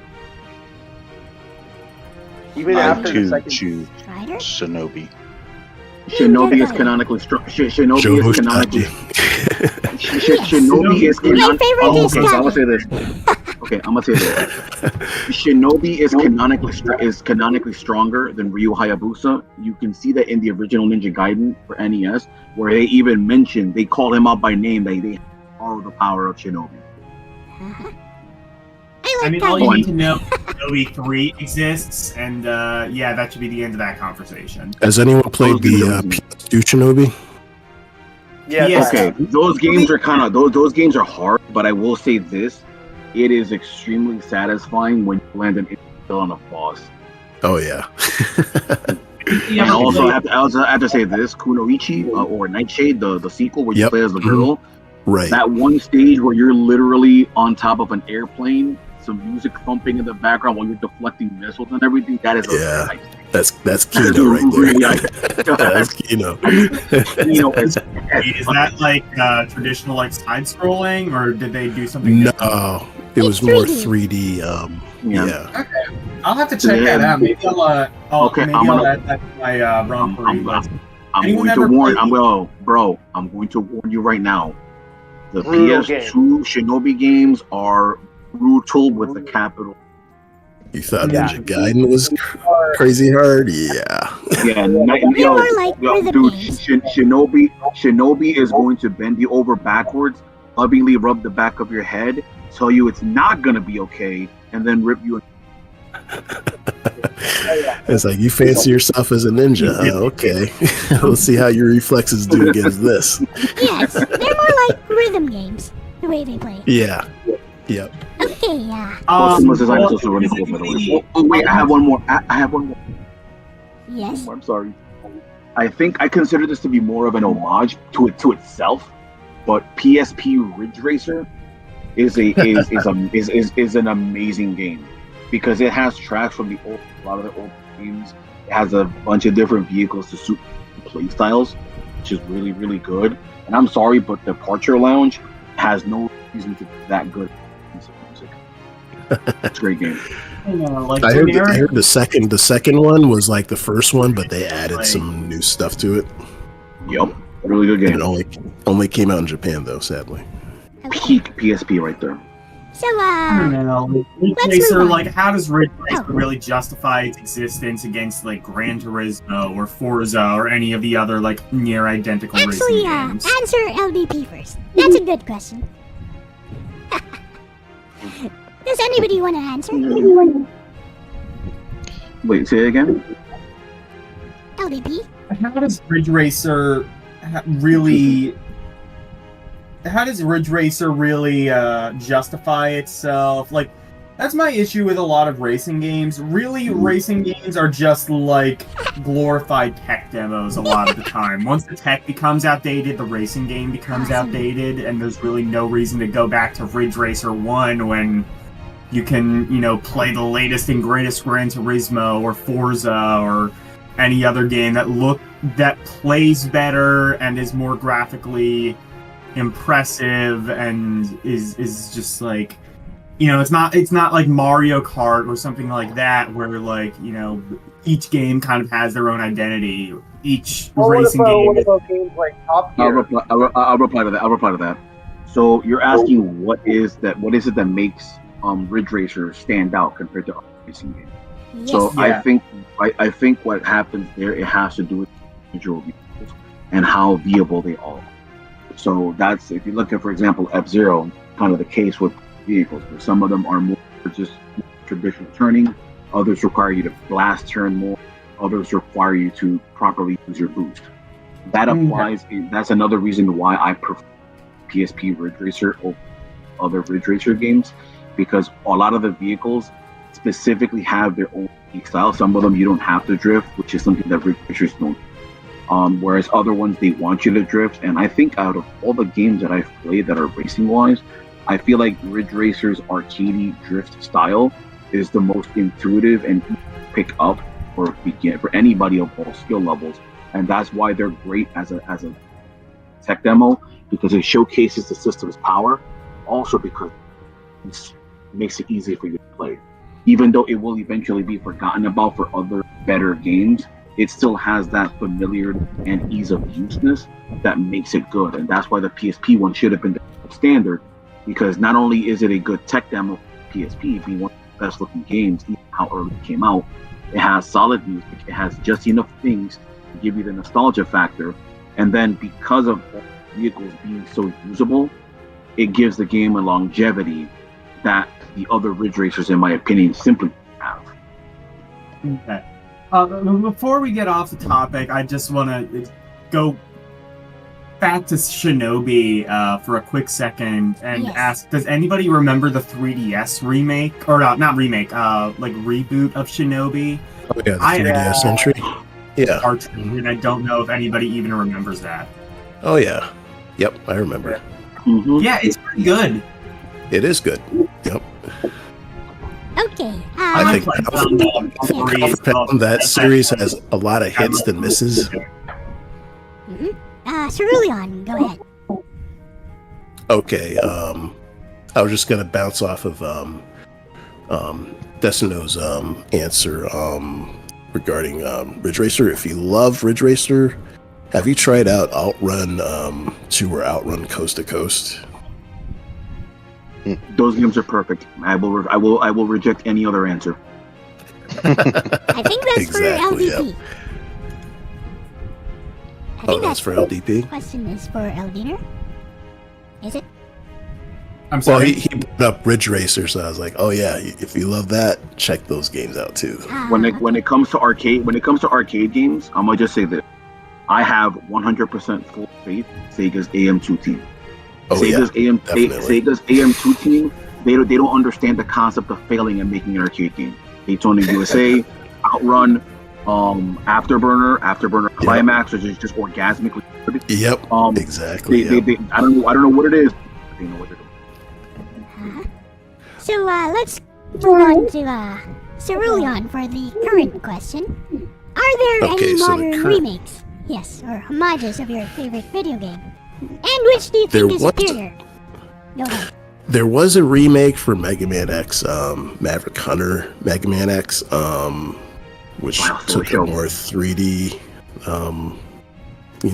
it was the same 2D gameplay, but they went with 3D after Mega Man X8 and the failure that was Mega Man X7. Burn to the ground, burn to the ground. Burn to the ground.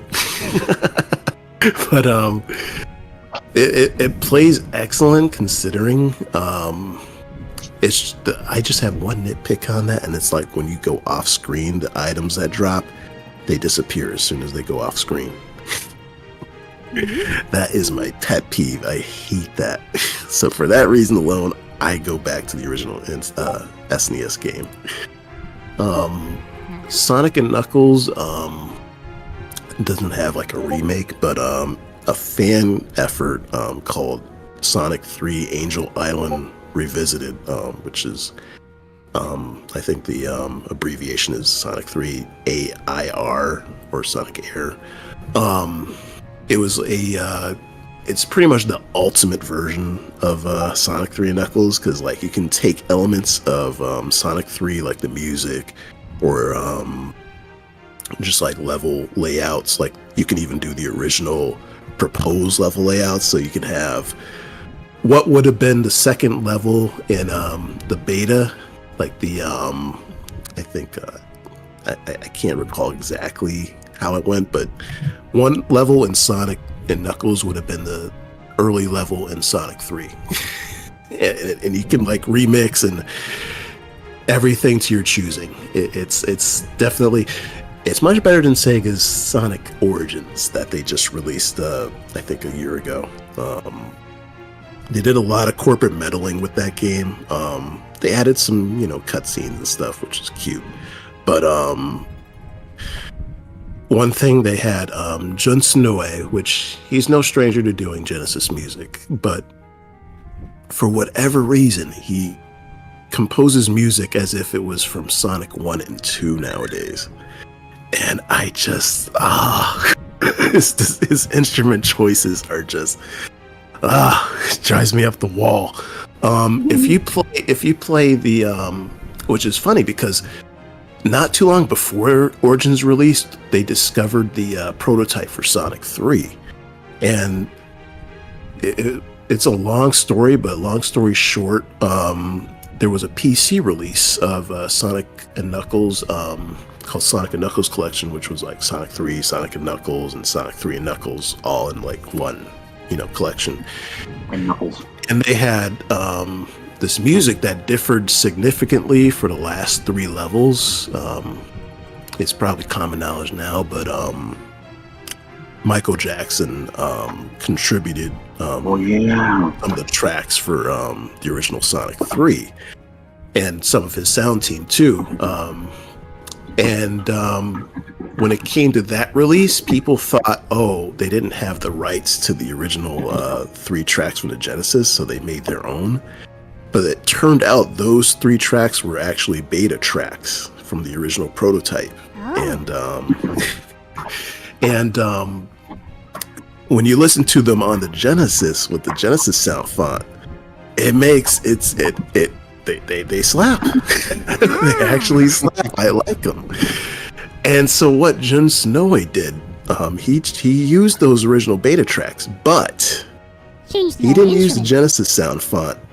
They sounded more like the muffled PC MIDI releases. So they were like,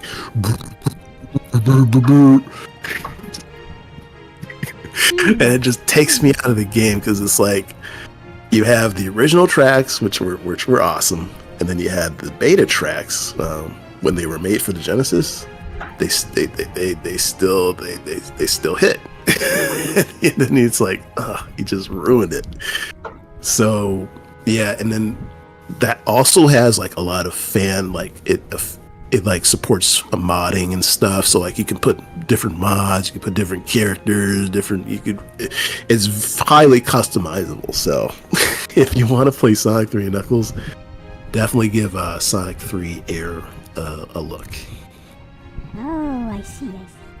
Okay, anybody got any follow-up questions for Cerulean? I like the fact that you brought up that Michael Jackson collaborated on the Sonic and Knuckles and Sonic 3 soundtrack. Yeah. Most people don't remember that, A, or B, just know of just it. don't care. Yeah. Although it was funny because when Origins released, Yuji Naka was just high off of something, and he was like, "Oh yeah, we totally flew over Neverland Ranch and stuff, and they're using the old the beta music. They didn't get the rights to the originals." All this non-disclosure stuff. He was just like on Twitter, just like, "Oh yeah, we did this." He was super excited over it. Oh yeah, but now he's in jail. Yeah. Ah, too bad. Way to fumble the bag, bro. You're right. Yep. Mm-hmm. So, next person is, Orc War Chief Reviews. Want me to restate the question? Yeah, restate, please. Yes. Are there any modern remakes or homages of your favorite video game? And objectively, which do you think is superior? The original or the remake, if any? Okay, other than there's a new Star Ocean R second story R's, I'm very, very fascinated to play. Mm-hmm. I'm actually kind of interested in that one, but other than that, and I know we're getting we're getting some Nintendo is re-releasing their games, and they're actually, some of them are looking better and better and better. I would have to say no. I'm actually found Resident Evil 2 awful. the new Resident Evil 2 and the new Resident Evil 3, I thought were poor games compared to the original. I thought the originals were I still think the originals are far superior. I guess the closest one would be Resident Evil 1 that came out for the GameCube. That's the closest thing to the need for a remaster, because I find the new remasters, like these new games that they make, are just kind of cool. Well, I'm just being honest. I find they're meh compared to that. Like, I'm really, really excited for Super Mario RPG. Like, that's. No, I'm sorry. I was sorry. I was laughing about something else. I didn't mean to. Sorry about that. Oh no, I understand. It's just some people like really have a hard-on for the new Resident Evil games, and I really do not like them. I would even go as far as saying I actually don't like 4 now because of how it's portrayed now. It's just yes. meh. I really don't like the way they portrayed Leon in the new Resident Evil 4. Yeah, I really don't like how they portray most of things in the new Resident Evils. Like, I made the joke. I said to my friend, I said, how did they make Claire and Ada Wong? Like, I found Claire and Ada Wong in the other games that came out before more attractive than the ones in this one. I'm like, they're not. What the hell? I don't like these characters. It's... I guess. How about the controls though for the new Resident Evil games versus the original? Yeah, the new Resident Evil for GameCube. Yes, I have to go that far back for a remake I like. That one was the one that had a unique idea. The gameplay was still very, very original to the very traditional to the original game. It felt solid.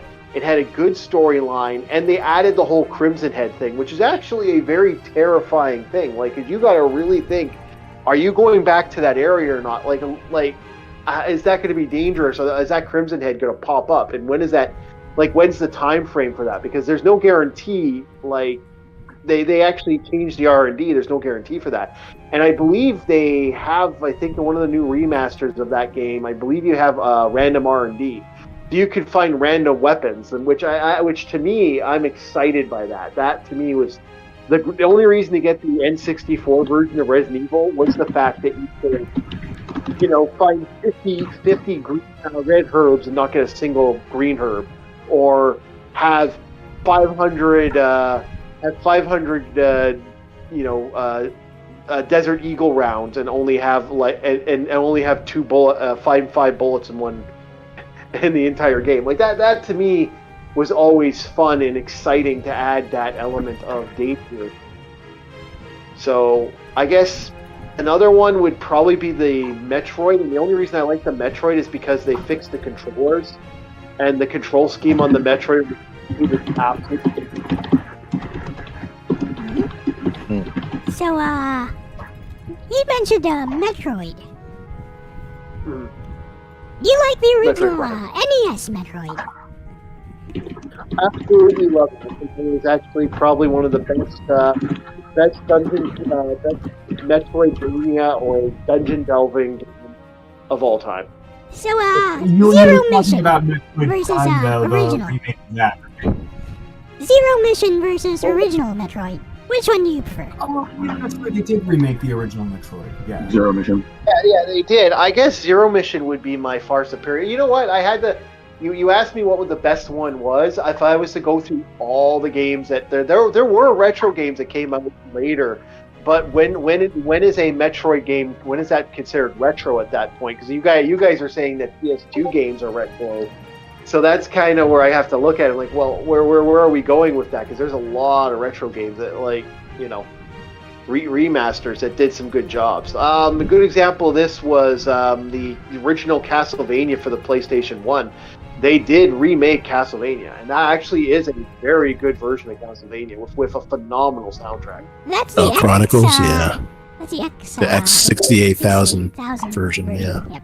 Yeah, that's not really a remake of Castlevania 1, because they have totally different level design and gameplay and stuff. Slightly. It was It was like another retelling of one because like they did the same with Castlevania 4, which again was a retelling of the first game. Yeah, and like it's like the same with like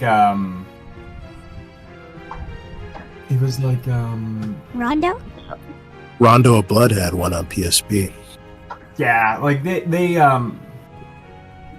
or it's like Castlevania Adventure Rebirth. It's like Castlevania Adventure in name only. Name, yeah. Not quite the same game, yeah. It's not the same game at all. It's more just an homage to the classic Castlevania series as a whole than anything specific to Adventure. Can I ask, did they actually, because I keep hearing that they're going to relaunch that for the Switch. Is that any evidence of that? Because I keep hearing about it, but I haven't seen anything. Rebirth games? Nah. I haven't heard any. Emulate them. No. All those collections, and they're still stuck on the WiiWare. Yeah. Yeah, I'd say Adventure Rebirth is one of the best classic Castlevanias. As somebody who doesn't like classic Castlevanias. It's just fun. Okay, I think Levon has rejoined us. Would you like to answer the question, Levon? Yes, I would. Okay. More like Can you speak up a little bit? We can't hear you.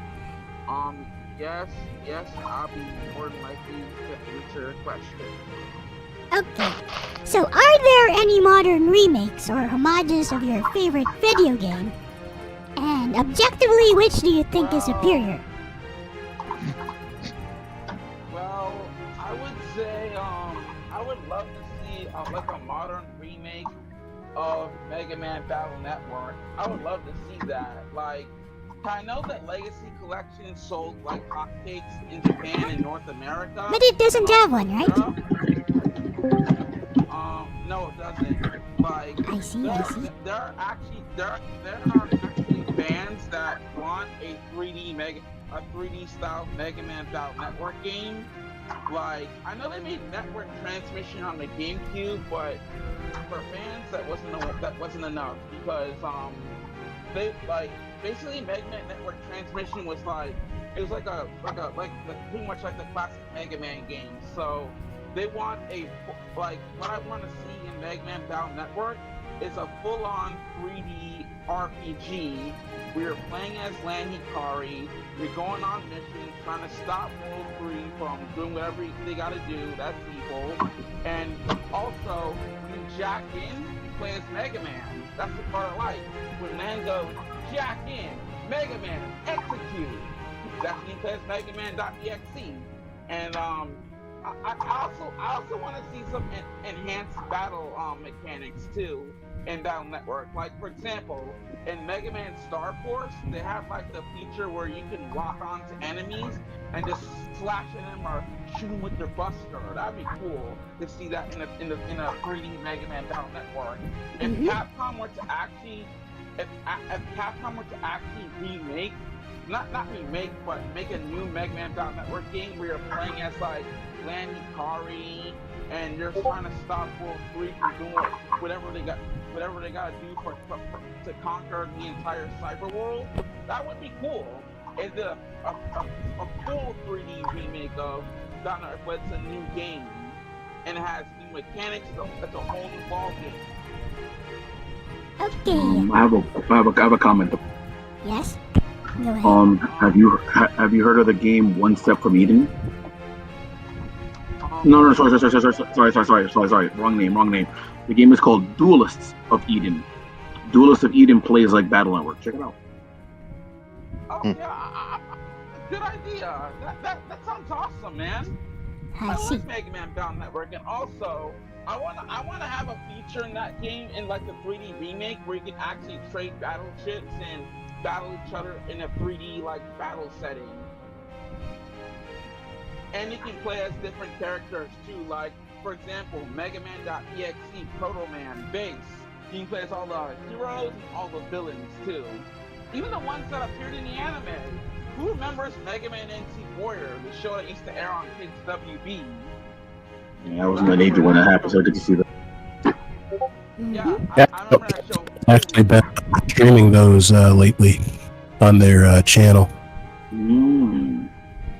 Even the for the movie got released online. Isn't there like a new CG? Isn't there like a new CG Mega Man show like for kids? It's like on. You're thinking of You're talking about Mega Man Fully Charged. Fully Charged, yeah.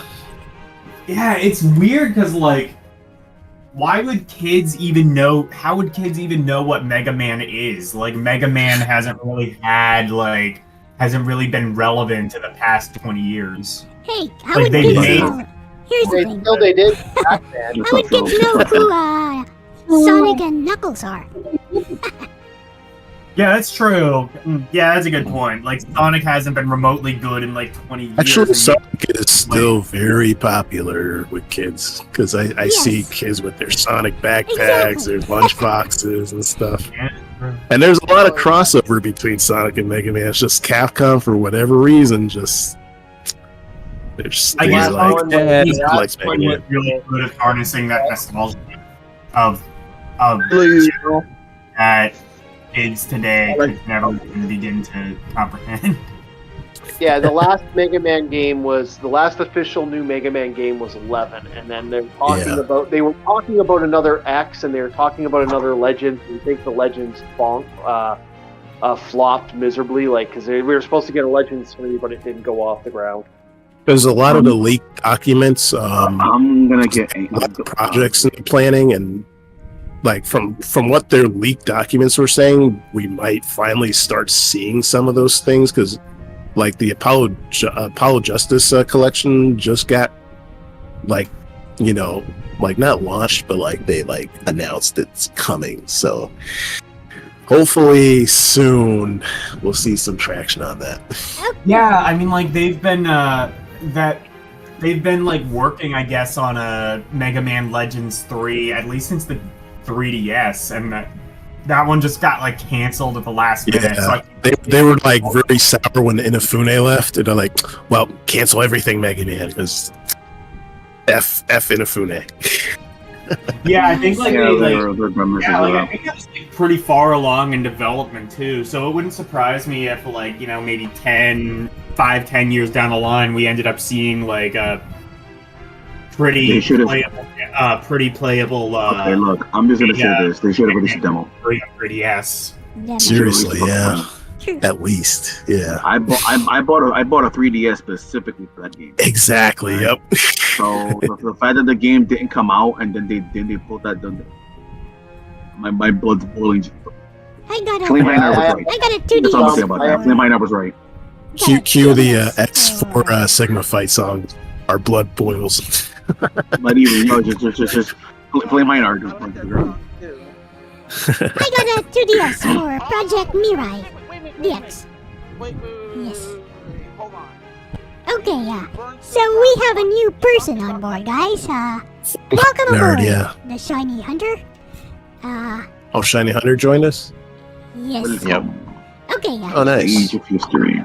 So, would you like to introduce yourself and then answer the question? Are there any modern remakes or homages of your favorite video game? And objectively, which do you think is superior? But, introduce yourself first if you want to. Go ahead, Shiny Hunter. Good afternoon, everybody. It's me, Michael, the Chinese Hunter. Hello. How's everybody doing? Doing all right. What's up? It's all good. Not much. Yeah, pretty much like we were talking about earlier about the whole remakes and games like that. I don't really. I prefer the original myself because all this whole originality, there's no more originality. I feel that all the video games nowadays that's coming out is coming out like a Hollywood movies. You know, they're all rehashed old content we had, and they're just playing off the nostalgia that we have just to try to get more money off of us. They changed it from like, what it originally was. They don't respect. Put it this way: they don't respect the source material. That's the issue with a lot of remakes Exactly. You nowadays. gotta respect the source material and the fans that helped created the source material that was built on. Respect the fans, and the fans will come back and respect you. Uh-huh. With money. Okay, so here is something that came up in another discussion. I believe it was in Geekstorian's channel. He and a few others basically said that if you want more originality, more original ideas in your games, you go for indie games nowadays. What do you guys think? I mean, well, here's the thing. I think the other problem with this is also the fact that companies now are playing it too safe. They don't want to take a risk with an original game because games nowadays they've gotten too big and too expensive. So because of that, they'd rather just take a property that's well and use that instead. And that would be fine if some of these games they were actually respecting the material. Because all I gotta do is point you at that most recent Contra game that came out and said about it. Myself included. But the one that was recently teased, I'm tentatively holding my breath. Don't fuck it up. Yeah, I agree. And we have... It was like yes. for one remake, in fact. Well, you got the thing is sports games don't, as much as this is gonna sting a lot of people. Sports games fucking sell. So does Call of Duty, and both Call of Duty and sports games, like, come on, it's the same rehash shit at this point, and they still are some of the big top sellers out of anything else. Fortnite has literally made a living on giving you a skin of an old game, but yet it plays exactly the same. And it's small still counterpoint. one of the, yeah, I'll give you a small counterpoint on sports games. There are sports games that have plenty of personality. The game that I had LCX try one during the whole Emulation Nation, which is an old SNK arcade game for the Neo Geo called Baseball Stars 2. That game has plenty of personality. Oh, yeah. If you've played them, the SSX games have plenty of personality. NBA Street, particularly NBA Street Volume 2, is a fantastic game. Problem is that some of the games, like the Madden games, are lazy. Yeah, but your counterpoint, can you say a Madden game or the new NHL series that have just come out in the last bit, or, for example, FIFA, which hasn't changed, even I was talking to someone about that recently, just played FIFA not too long ago, and he's like, yeah, it hasn't changed compared to the game he played 10 years ago is almost exactly the same game. It's just artistically, I would actually say to the person that said race car games are a show of good graphics, I would actually say that it's sports games as a whole. Some of the new football sports games and some of the new games, they are looking more and more real as time goes on. True. And I think that's a better showman than a vehicle, to be honest. The human face, when you see a guy who looks like that's always been the case. That's always been the case. Even going back to the NES game, even going back to NES, Famicom, sports games were always the ones that would have the most sound samples, voice samples, digitized things, smooth graphics, frame rates, cutscenes. It's a North America alone. The mentality was okay, football is football is football is football, soccer is soccer, basketball is basketball. It's a real world sport that real people play. You can't really evolve much beyond that without getting into future sports or occasionally just doing something really kind of comical, arch rivals. Arch rivals, I remember that game. NBA Jam or something, or NHL Hits. NHL Hits, whatever. NFL Blitz is what I was thinking of, rather. Blitz is hilarious. On arcade, which is more like the football equivalent of NBA Jam, but it's always been a graphical showcase. I think before we get off the topic of originality, I agree to I think it was the Shiny Hunter who said it, that they're just filling, they're just cashing in on nostalgia, not doing anything. Here's the thing though, we don't want that. We might say that we want more original ideas, but whenever an original idea comes out, or whenever they do something new with an IP that we like, people are just like, are so quick to be like, oh, I don't like this. This is too different. Great example. It's a much older example, but Contra, I think it was Legacy of War, I think was the PS1 one. The game was ass. They Oh, turned yeah. it into turned it into a top-down. They turned it into a top-down shooter, and I thought it Game played was really well. I thought it was absolutely excellent. It looked relatively decent for the time. Everybody hated it. Why? Not because of any sort of gameplay issues, because it was different. No, I'll disagree with that. I'm gonna have their nostalgia. I'm gonna disagree hard. Okay, I'm gonna let you finish. Okay, go ahead. Okay, so here's the thing. When people want something different and it still works, you look at a prime example of Mega Man Battle Network.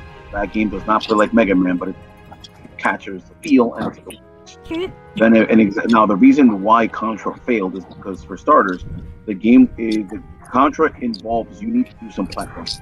It is an action game, but it does involve platforming. The game's isometric throws you off when it comes to jumping. So that's one. Number two, the game. Honestly, no. Steve, this is that. The game's isometric view throws off everything you try to do when it comes to move. And being able to jump precisely in that game is critical for certain stages. So not having that available is just a crucial mistake. So now, here's the thing. When it comes to people wanting the original game, we're talking about original IP. Take an original IP, do your own thing. That's fine. Now, that's okay. The thing is, if you're going to take a game, right, a game which is a known one to do something that's fresh. If you're going to do something fresh, you still have to maintain the game's previous identity. So, for example, look at Bionic. Let's use Bionic Commando. Bionic Commando was never an edgy game. Bionic Commando is you're playing a military guy looking at a hero. Hero being the main character that you played as in Commando. Why would you disrespect the main character from Commando and make him a generic, like, political type villain? That makes no sense. You make the character, his wife the arm, which is just like, what? Then you take a game where you're supposed to be able to freeform jump and you limit people's ability to jump because you have a height limit. That's that. If you were gonna do that, you should have just kept it. That's what it is. If you're gonna add something new, you have to respect the previous version. LDP, any comments?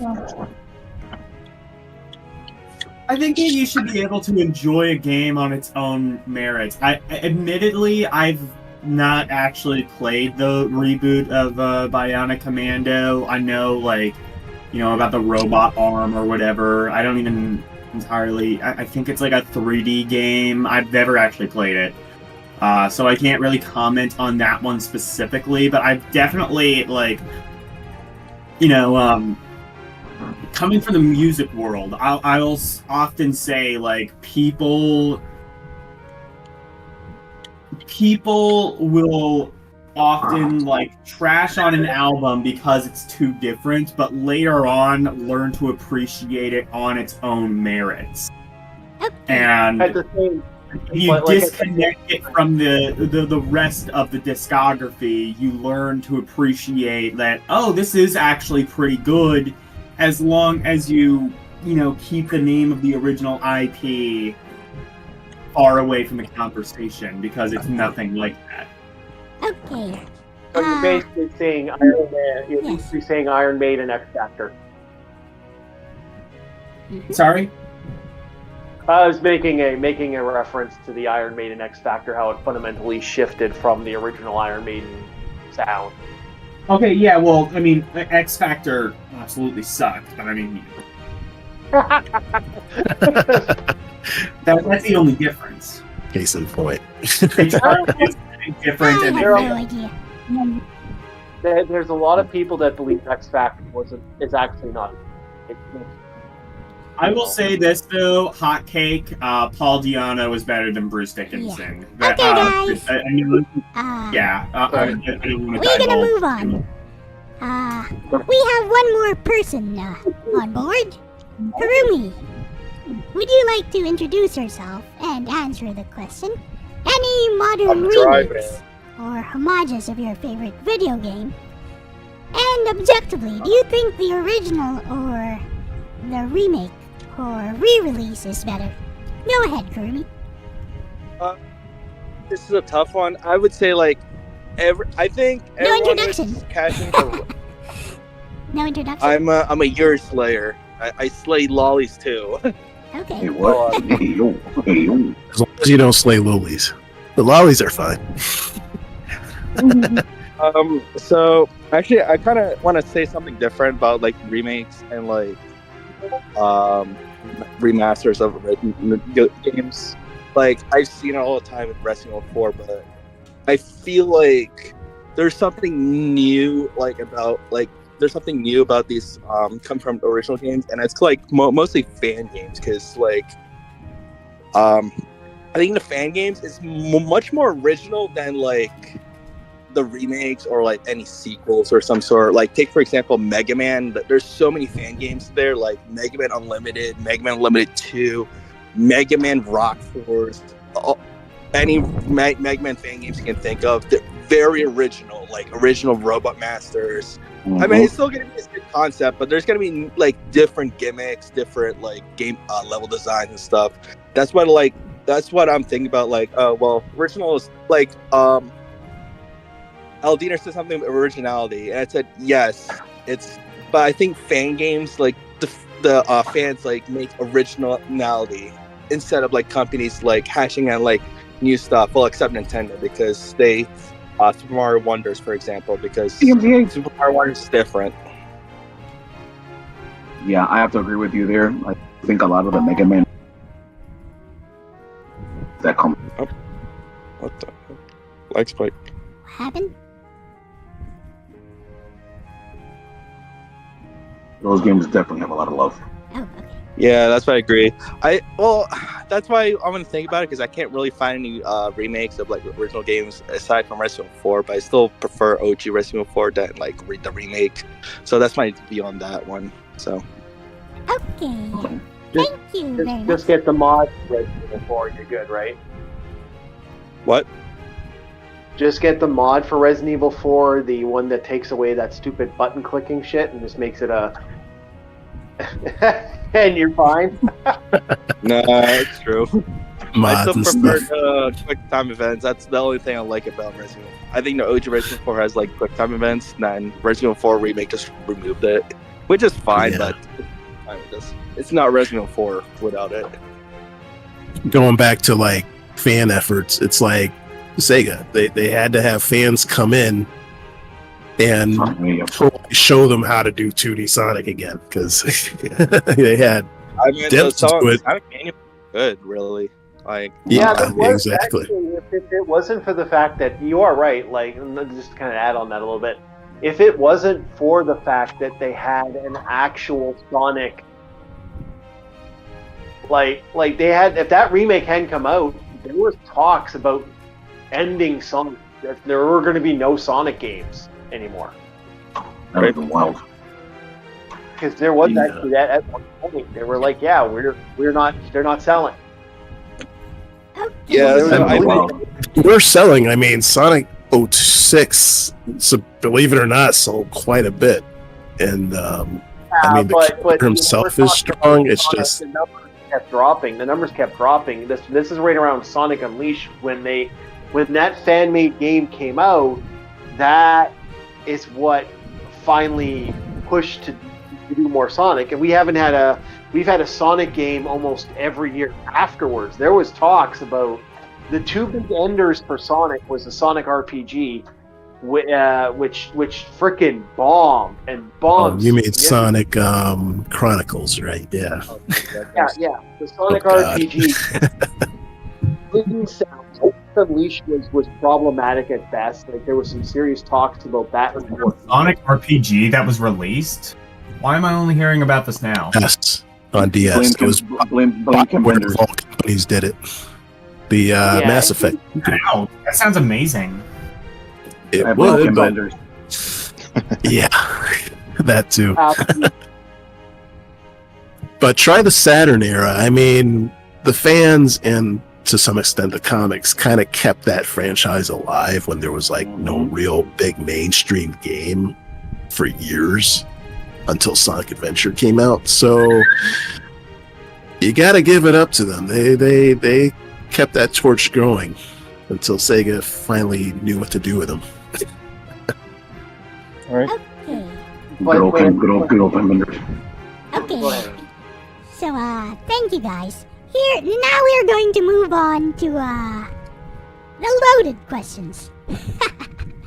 So here is the, question. I have a theory that the main appeal of retro games boil down to one of these three. Number 1, sunk cost. Number 2, social proof. And number 3, bragging rights. Does this hold true for you and your favorite retro games? Okay, let's go with Yasuke. What do you think? Okay. For me, I would say it's the bragging rights, but for, everyone else not everyone else. Okay, so for everyone's opinion that I usually hear, it's more over social proof and sunk costs than bragging rights. In my opinion, right? That's just what I hear. But for me, yeah, it's definitely the bragging rights. For you. As far as the main appeal. Of retro games. How about for your retro. favorite retro games? For my yourself. favorite retro. Oh, for myself? Does it apply to you? It does. It does. One of the three, yeah. One of the three. One of the three. Not more of a cost, but bragging rights. And I want to identify bragging rights. It's like the how I feel about it, right? Yes. Not the bragging rights of the populace. No. It's Yeah. just about proving that you can do something in the game. That's what I meant. Oh, that's what you meant. Yep. All right, so let me change my answer to social proof. Mhm. Yes. Isn't it a combination of all three? As far as the combination with the games or for the retro games that I like, yeah, there are actually a few for the combination. Yeah. Okay, anybody have any comments? Well, probably not. Actually, let's just move on to the next person. I'm going to ask Cerulean the same question. So, Cerulean, what do you think? For me, retro games, it's more like overcoming a challenge. So like they give you an objective.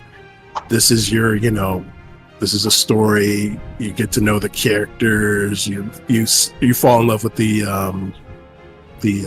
world of the game itself.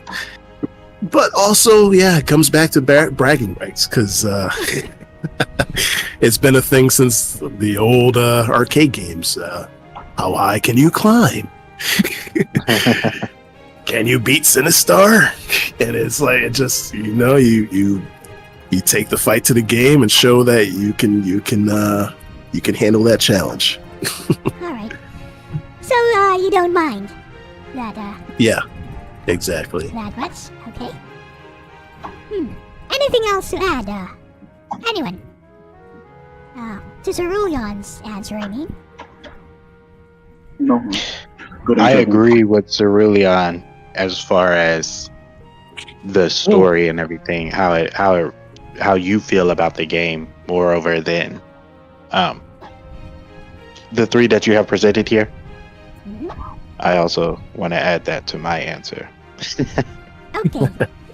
So, next person, I'm choosing randomly, guys.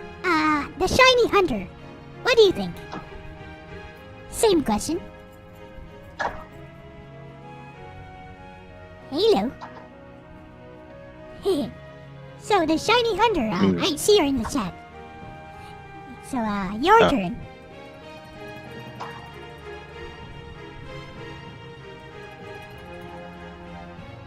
Should I repeat the question?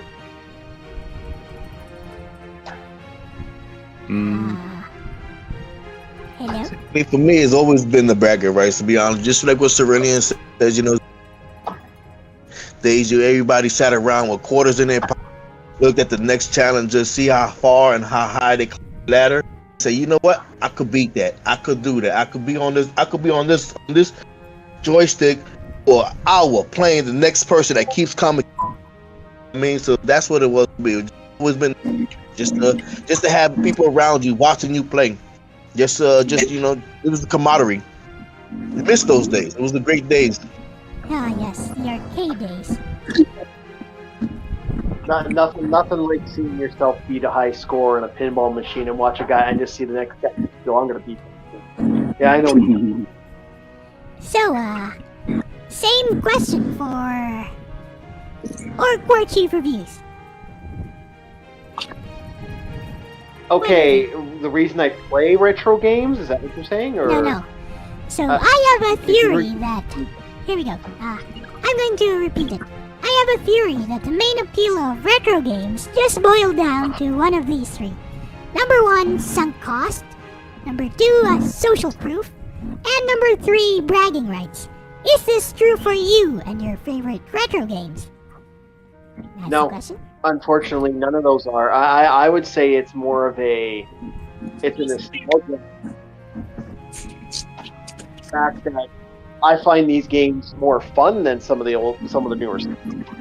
I like that. Still play Breath of Fire to this day. And you know, I'll go back to Skyrim every once in a while, but like I'll play Skyrim once maybe, or let's say if I had Starfield, for example. Well, I'll play Starfield once, put it down. I can keep playing classic games that are still good because they're still.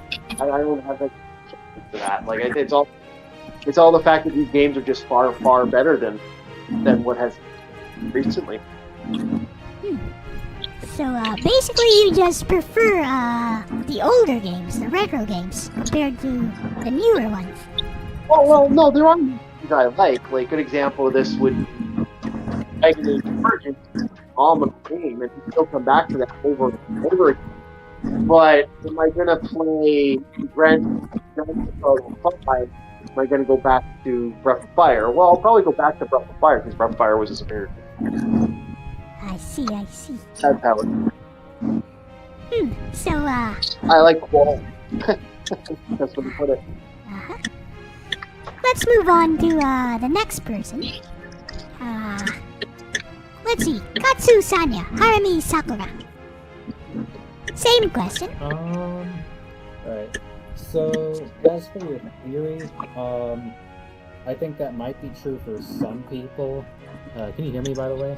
Yes, I can hear you. We can hear you. Yeah, I think that might be true for some people, but for me personally, I don't really find it that relatable. I think the reason why I like retro games is just convenience. If that makes sense. It's, convenient. I see. So, they're easier to, just, play right away. Like, emulate them, for example. Yeah, Something like that. exactly, yeah. You know what? That's a very good insight. I think I kind of like retro games for the same reason. Easy, pick up and start playing, says Cerulean. Comfort food in a way. Okay, I'm going to ask the same question to, let's see. Yes, Karumi. What do you think? Yes.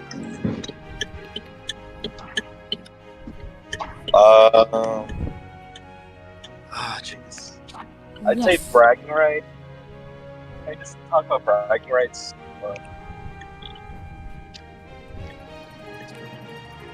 Bragging rights. I would say I meant like there's bragging rights for some people better than others, but I would say this for like speedrunning communities. One example, I would say like I know it's Mario, but one example I would take for example is Doom. I'll say Doom and Doom 2, because like when I like watch these videos and then like there's like a new video, it's like oh they there's this one person that just like that beat one challenge that's like not impossible. Like there's like certain maps, there's like certain challenges, for example, like Nightmare, Pacifist, and yeah, you can beat it, or like you beat Pacifist, but like there's some maps where like it's impossible to beat. Certain maps it's impossible to beat because of like certain conditions, and then speedrunners are gonna like start discovering some stuff, and then there's like one person, he's like the best Doom speedrunner, Zero Master, from Norway. He's like the Doom god, because he doesn't have I know he does bragging rights, but like he takes it so differently. He's very like what he does. He instead of like bragging someone, oh, I can do this, he like figures it out like in some very experimental way, and then he applies it to like how he can speedrun it and stuff. So that's my example of that. Thank you. Thank you. Okay, next person. I know you have a lot to say about this, probably. Gerardo. Alright, so question. So the three things that you gave were sunk cost, social proof, bragging rights. What do you mean by social proof? Yes, social proof. You got influenced by others into liking the game. I think for me, personally, I would definitely agree on sunk cost. And the example of it is like you hadn't played the council. Yes. Was way back when you played them. So you playing them, even though, you know, me who's played them and I enjoy them, you're just like, yeah, no, this does nothing for me. Platforming is bad, blah, blah, blah. You know, you had a bunch of issues with it. So I definitely think sunk cost is a huge factor. I mean, we just had it earlier where he liked Contra Legacy of War, even though I, you know, think it's just completely horrible. But hey, to each his own. No disrespect to him for that. I think definitely sunk cost is a huge factor. Liking retro games. I think bragging rights can be a factor. Like I'll brag about it, like, hey, I can beat Mega Man 2 on request without dying. You know, that's a bragging point for me. But if other people can't, I'm not gonna knock them on it. Like I'll brag about it, but my main focus when it comes to retro games, this is a game near and dear to me. I want you to be able to enjoy this game as well. That's why I value preservation of games so much, because there's games where maybe this might be a little old to say, but there's a lot of games out there that people deserve to. Those games need to be preserved so that the later generations can get a chance to play those games and appreciate. I guess social proof account for that too. Yes, because I ultimately just want people to be able to play these games. I want them to enjoy them, because then if they enjoy it like I do, that's something like that we can like just gush about stuff we like. I definitely think those are big factors. Such a lovely sentiment. I agree. I think I play a lot of retro games on my channel for the same reason. Like, for example, we have people who have never played retro games, like Mid-Tier Guard. I kind of want him to see the appeal of some of my favorite games when I stream them. Yep, you're getting called out, Mid-Tier Guard. Well, he has some interest. Like whenever I think Mid-Tier Guard, like he doesn't play retro games, but whenever he comes to my stream, he just like he wants to know about the game, like Mania, for example, because since I like that game now, I think he's somehow addicted. Someone wants to know more about that game. So that's yes. Thank you for the input, Doremi. So, anyone else want to add something before I move on to the next person? Well, I like to what he said about retro game, like preserving retro games. I'm kind of I'm in total agreement. There are a lot of games out there that are phenomenal, old school games. Like we're talking PC 98. Like I'm just now doing because I finally got to that point where I'm going deeper into the retroverse and what was going on in Japan with the PC with 98, the Falcaron, the Apple computers that were coming out in Japan, and some of the games that were coming out. And the stories behind these people and what they were doing, like there's phenomenal stories. Like Amiga has some interesting stories. Like there was a guy, just fascinating stories that we just don't get to hear about because we weren't in that country.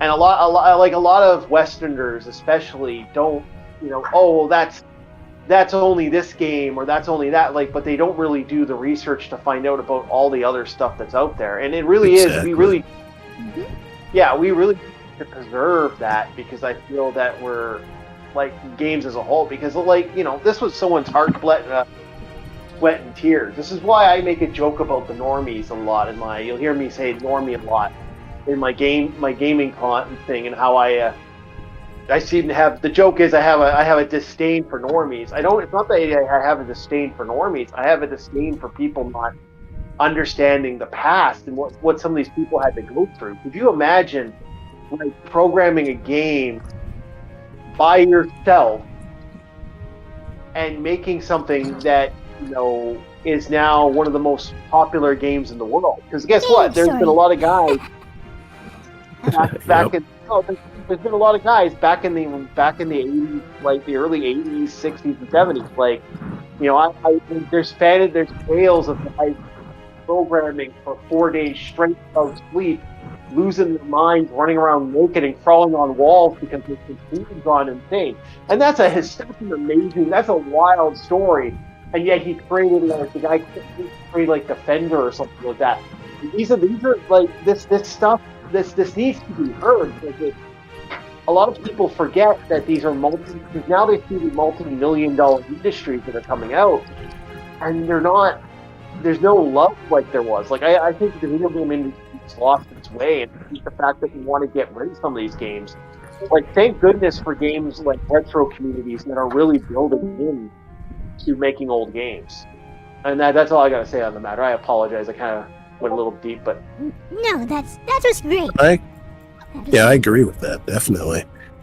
In fact, like the Japanese side, they actually do talk about like what went into their games, but a lot of that stuff just does not get translated until like years and years later. Yeah, it is sad, like, because a lot of these games are gone. Like, you never see these games. There are quite a few games that have just disappeared. And if it wasn't for the fact that we have a retro community that's actively trying to save these games, because we realize, these games are vanishing. And as much as I have a love-hate relationship with GOG for that very reason, because, yeah, sure, they're saving games, but they're fucking doing it on a profit. And they're taking hard that guys who are spending years not making a single cent, and they're just fucking, showing up and go, well, here you go, but we're gonna make $20 off it. Go fuck yourself. And it's like, well, what about the community that created that programming information? Yeah. Don't they deserve something, a piece of the pie at that point? And they don't get nothing, and they're uncredited for their work. Oh. Yeah. To add to that, we have people like Derek Pascarella in this team. We're making very niche Japanese games available to us. Well, can't read Japanese. Please not fully. Okay, I wanted to add one more thing about that too when it comes to the yes, go ahead. To the factor of sunk cost. Another reason why I also like selling, because I think this will also apply eventually to games, is because some of these games will teach things for people. I mentioned it before, but I'll say it again. Two of my cousins, they were inspired to learn English, namely, and a former co-worker, and he learned English thanks to Final Fantasy VI. So it's people using games as a method to learn things is pretty cool. So it's also the fact that when you have those older games, when you learn things and figure them out, there's that sense of accomplishment. It's also something that really give people. So it's kind of nice. Thank you. Yeah, I guess on a personal thing on that, I technically do owe. I owe Final Fantasy 1 Dragon Quest for my ability to read, and the anime would be Robotech and Fist of the North Star for the ability to understand language on some level. Anyway, go ahead. Yes, thank you guys. Very, very nice inputs from all of you. But I think there's two more people who haven't had a chance yet. Okay. El Dinner. Same question. Yeah, so I guess I kind of want to piggyback a little bit off of what two specific people said, the Shiny Hunter and Dragon Spooker. Or Quarchi. Sorry? Or Quarchi for Quarchi views. Yep. Yeah. So I think it's I don't know if I would necessarily say it's really any of the above of what Elle suggested. I think for me it's convenience. Yes, in the way of like, oh, you can just load a bunch of ROMs onto a Steam Deck or a Powkitty, or you know what even like, you know, Switch Online is pretty convenient.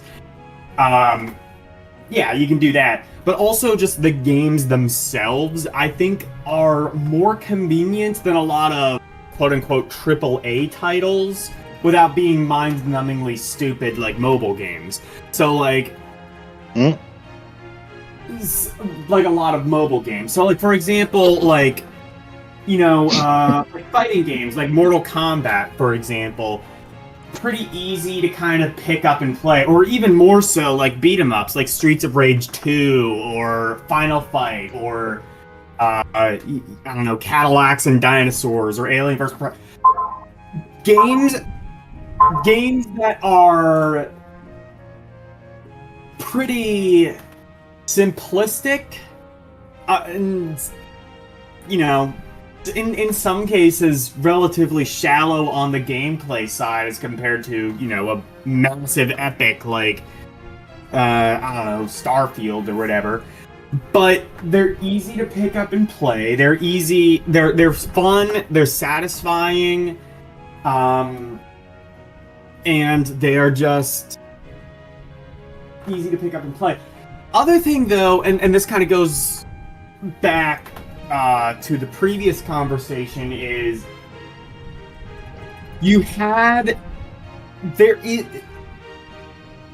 I forget who said this, but yeah, there just isn't as much soul in the video game industry anymore, because it is a multi-billion-dollar industry. What you mean? There's Souls-likes everywhere. Every other game is a Souls-like. Just kidding. Continue, please. Well, what I mean though is, like, you know, video games. The video game industry is just as big, if not maybe arguably bigger than, like, you know, the movie industry, the television industry, the music industry. It is a multi-billion-dollar industry. And it's not like a niche thing like it was in the 80s or the 90s, maybe even parts of the 2000s. It's not just, you know, something that like some nerds or some kids, whatever, you know, have like a Nintendo. They get like a Nintendo for Christmas, and, you know, they play Super Mario Brothers. They really enjoy it, and, you know, they're kind of seen as like, you know, geeks or nerds or whatever. You know, it's, you know, as the kids say, it's sort of normcore. So like, when you had that sort of niche community, you had a lot more unique ideas, especially in the 90s. The 90s, I always feel, not just in terms of video games, but in terms of pop culture in general, for lack of a better term, I like to call the 90s the throw shit at a wall and see what sticks decade. And that's why I really like the 90s in terms of music. You could have, like, Nirvana coexist with the Spin Doctors and, I don't know, Hanson. And, I don't know, like, skater punk, like Avril Lavigne. I guess Avril Lavigne was a bit later, but still, like, Well, can I add something to what you're saying? Like look at the band. Like, you know, back then you had stuff like Backstreet Boy, Hanson, and all these like boy bands. But if you look at what was coming out in the 70s and 80s, you had fucking Goblin. You had, you know, Night Dream of the Cryo Tank, or some of these other really crazy bands that were phenomenally... Cryo Tank. I don't think I've ever heard of that one. Goblin, I know who they are. They did the soundtrack. I can't remember when Cryo Tank fully came out, but he's very fascinating. But that's what I'm saying, though. There was these phenomenal things, and it's the normie. The like I make the joke about the normie stuff, but I'll explain that in maybe some other video a little more, because it's take me a while to explain it. The normie thing is that, like, look at what exists now. What does everything on TV do? They play the same 4 or 5 bit. You know, if you want to be my lover, and there's guys dancing to that and fighting bad guys. I remember back in the day when a battle music would come on, it was good. Yeah. It's fucking not now. And that's how I feel about, like, what I was saying before, is that there's no soul. Like, you don't have that inventiveness that it's slowly seeping into video games, and it's getting worse as time goes on. But anyway, go ahead. There is soul. There is soul. It's just not in the AAA video game industry. It's in the indie scene. Yeah, you're right. It is. And, like, that's why a majority of the games I have now are freaking indie games. Exactly. It's getting that. Yeah.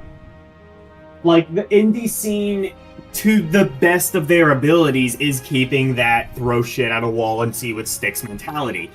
And like you had, and there's like 2 groups of that. There's, like, you know, Nintendo, which games typically had more of a budget because they were more often than not a part of, like, a major game development studio, like, or they were associated with a game development studio like Capcom, Konami, even something like Acclaim. You know, they published games. They would give money to these developers, these smaller development companies, and you know, you could get, you know, like, licensed games or whatever. Licensed games generally not good, but they have, especially around that time, but they had sort of more of a fit and finish than a lot of, like, you know, Commodore 64 games, for example.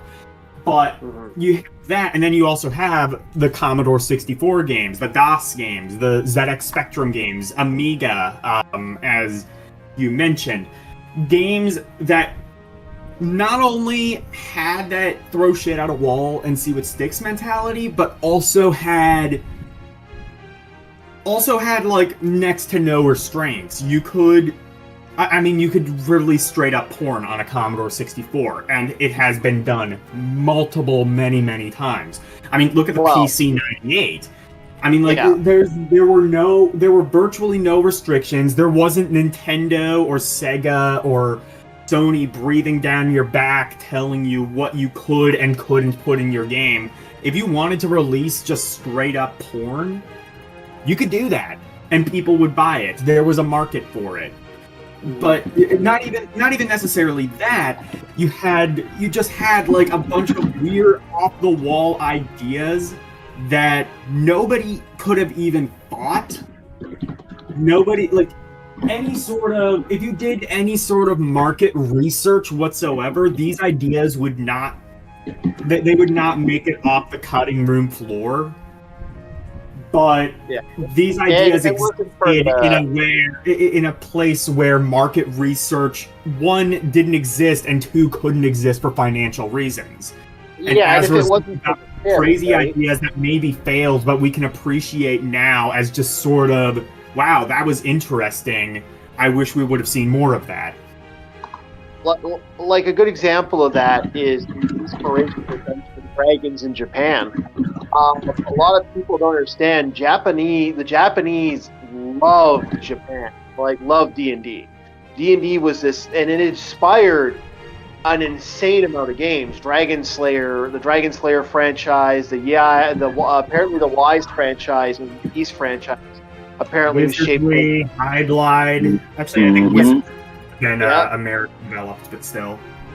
Yeah, no, Highlight wasn't. It wasn't Highlight Falcaron at the time. So yeah, there were games that were shaped, and it shaped the love of those things. But like if you try doing that now with the beast that is the little devil, the little Satan that is Wizards of the Coast,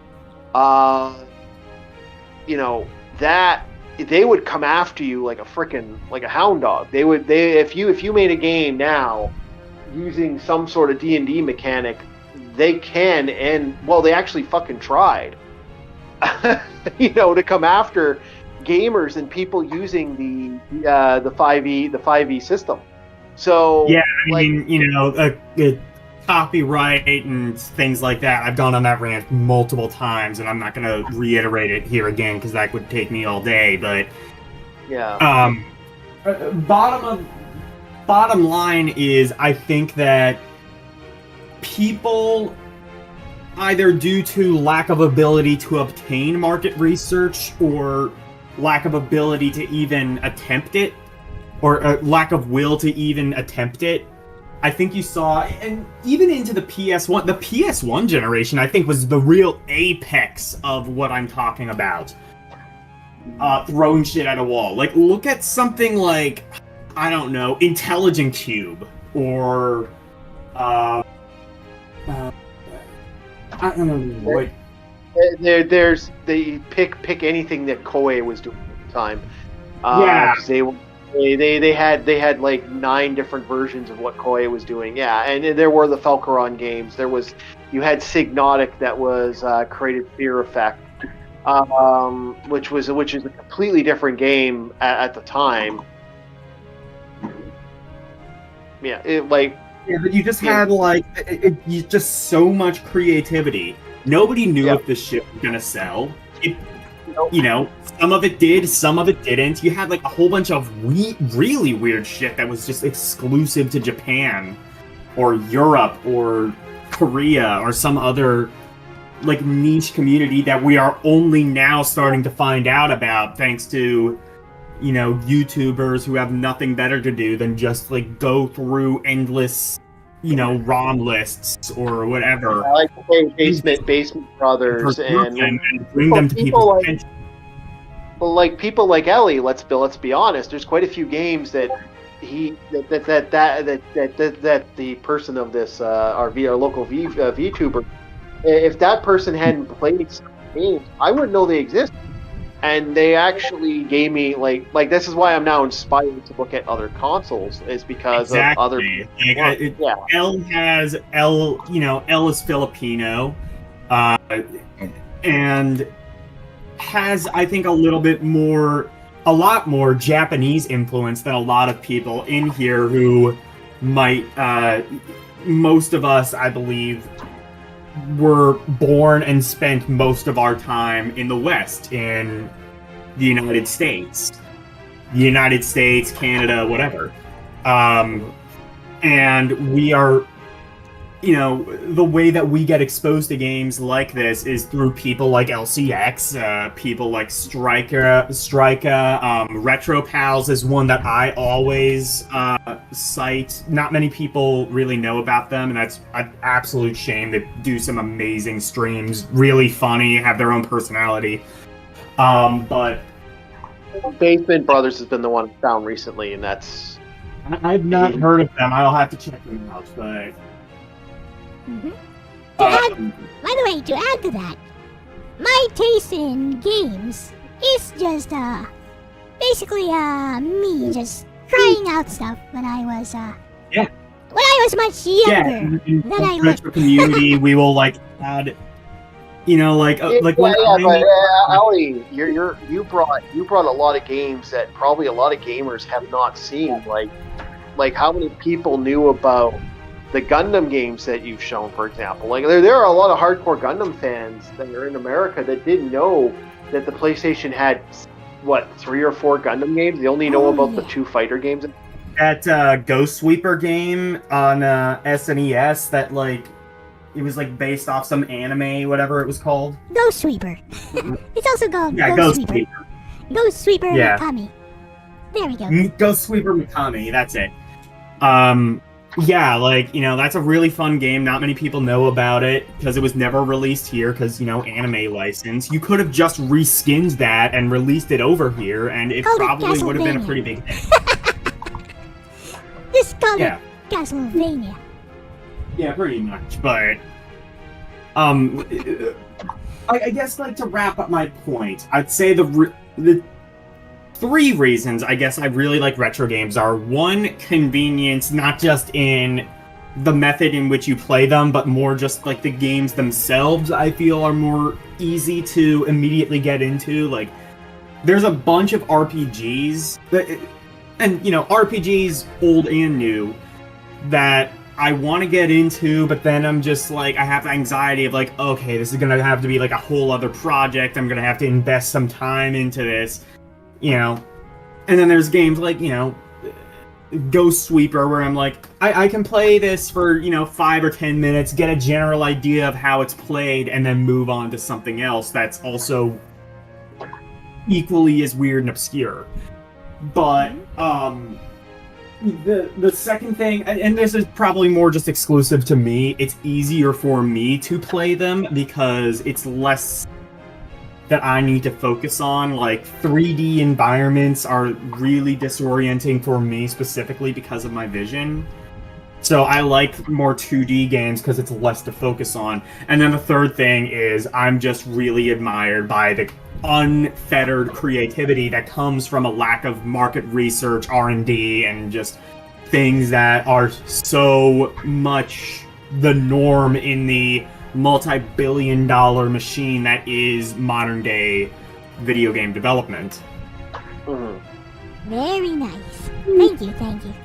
Okay, we have one more person who hasn't answered the question yet, I believe.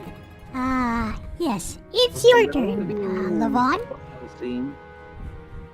So what's the question? Yes, the question is, I have a theory that the main appeal of retro games boil down to one of these 3.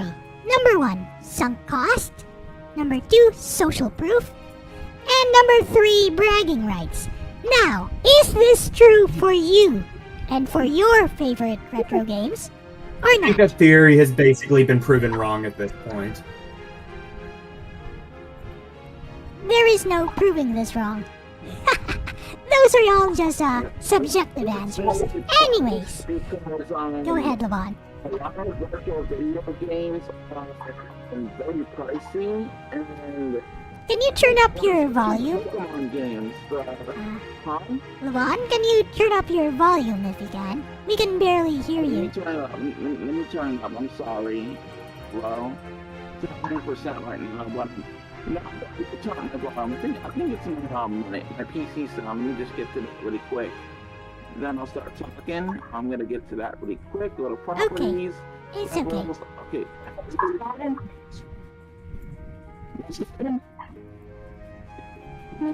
It's a little distorted on my end.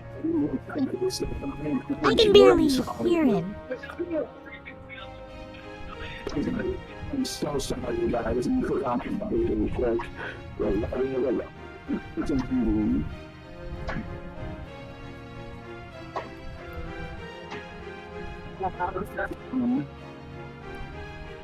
It kind of still sounds distorted to me a little bit. Maybe it's just me. Coming in off. Try coming in and back out, because we're getting a weird distortion.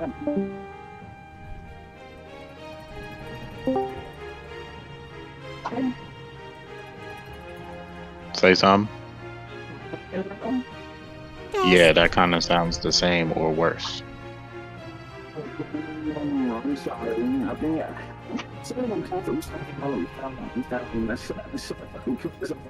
You were okay earlier, Levon, but I'm sorry, we can't understand you right now.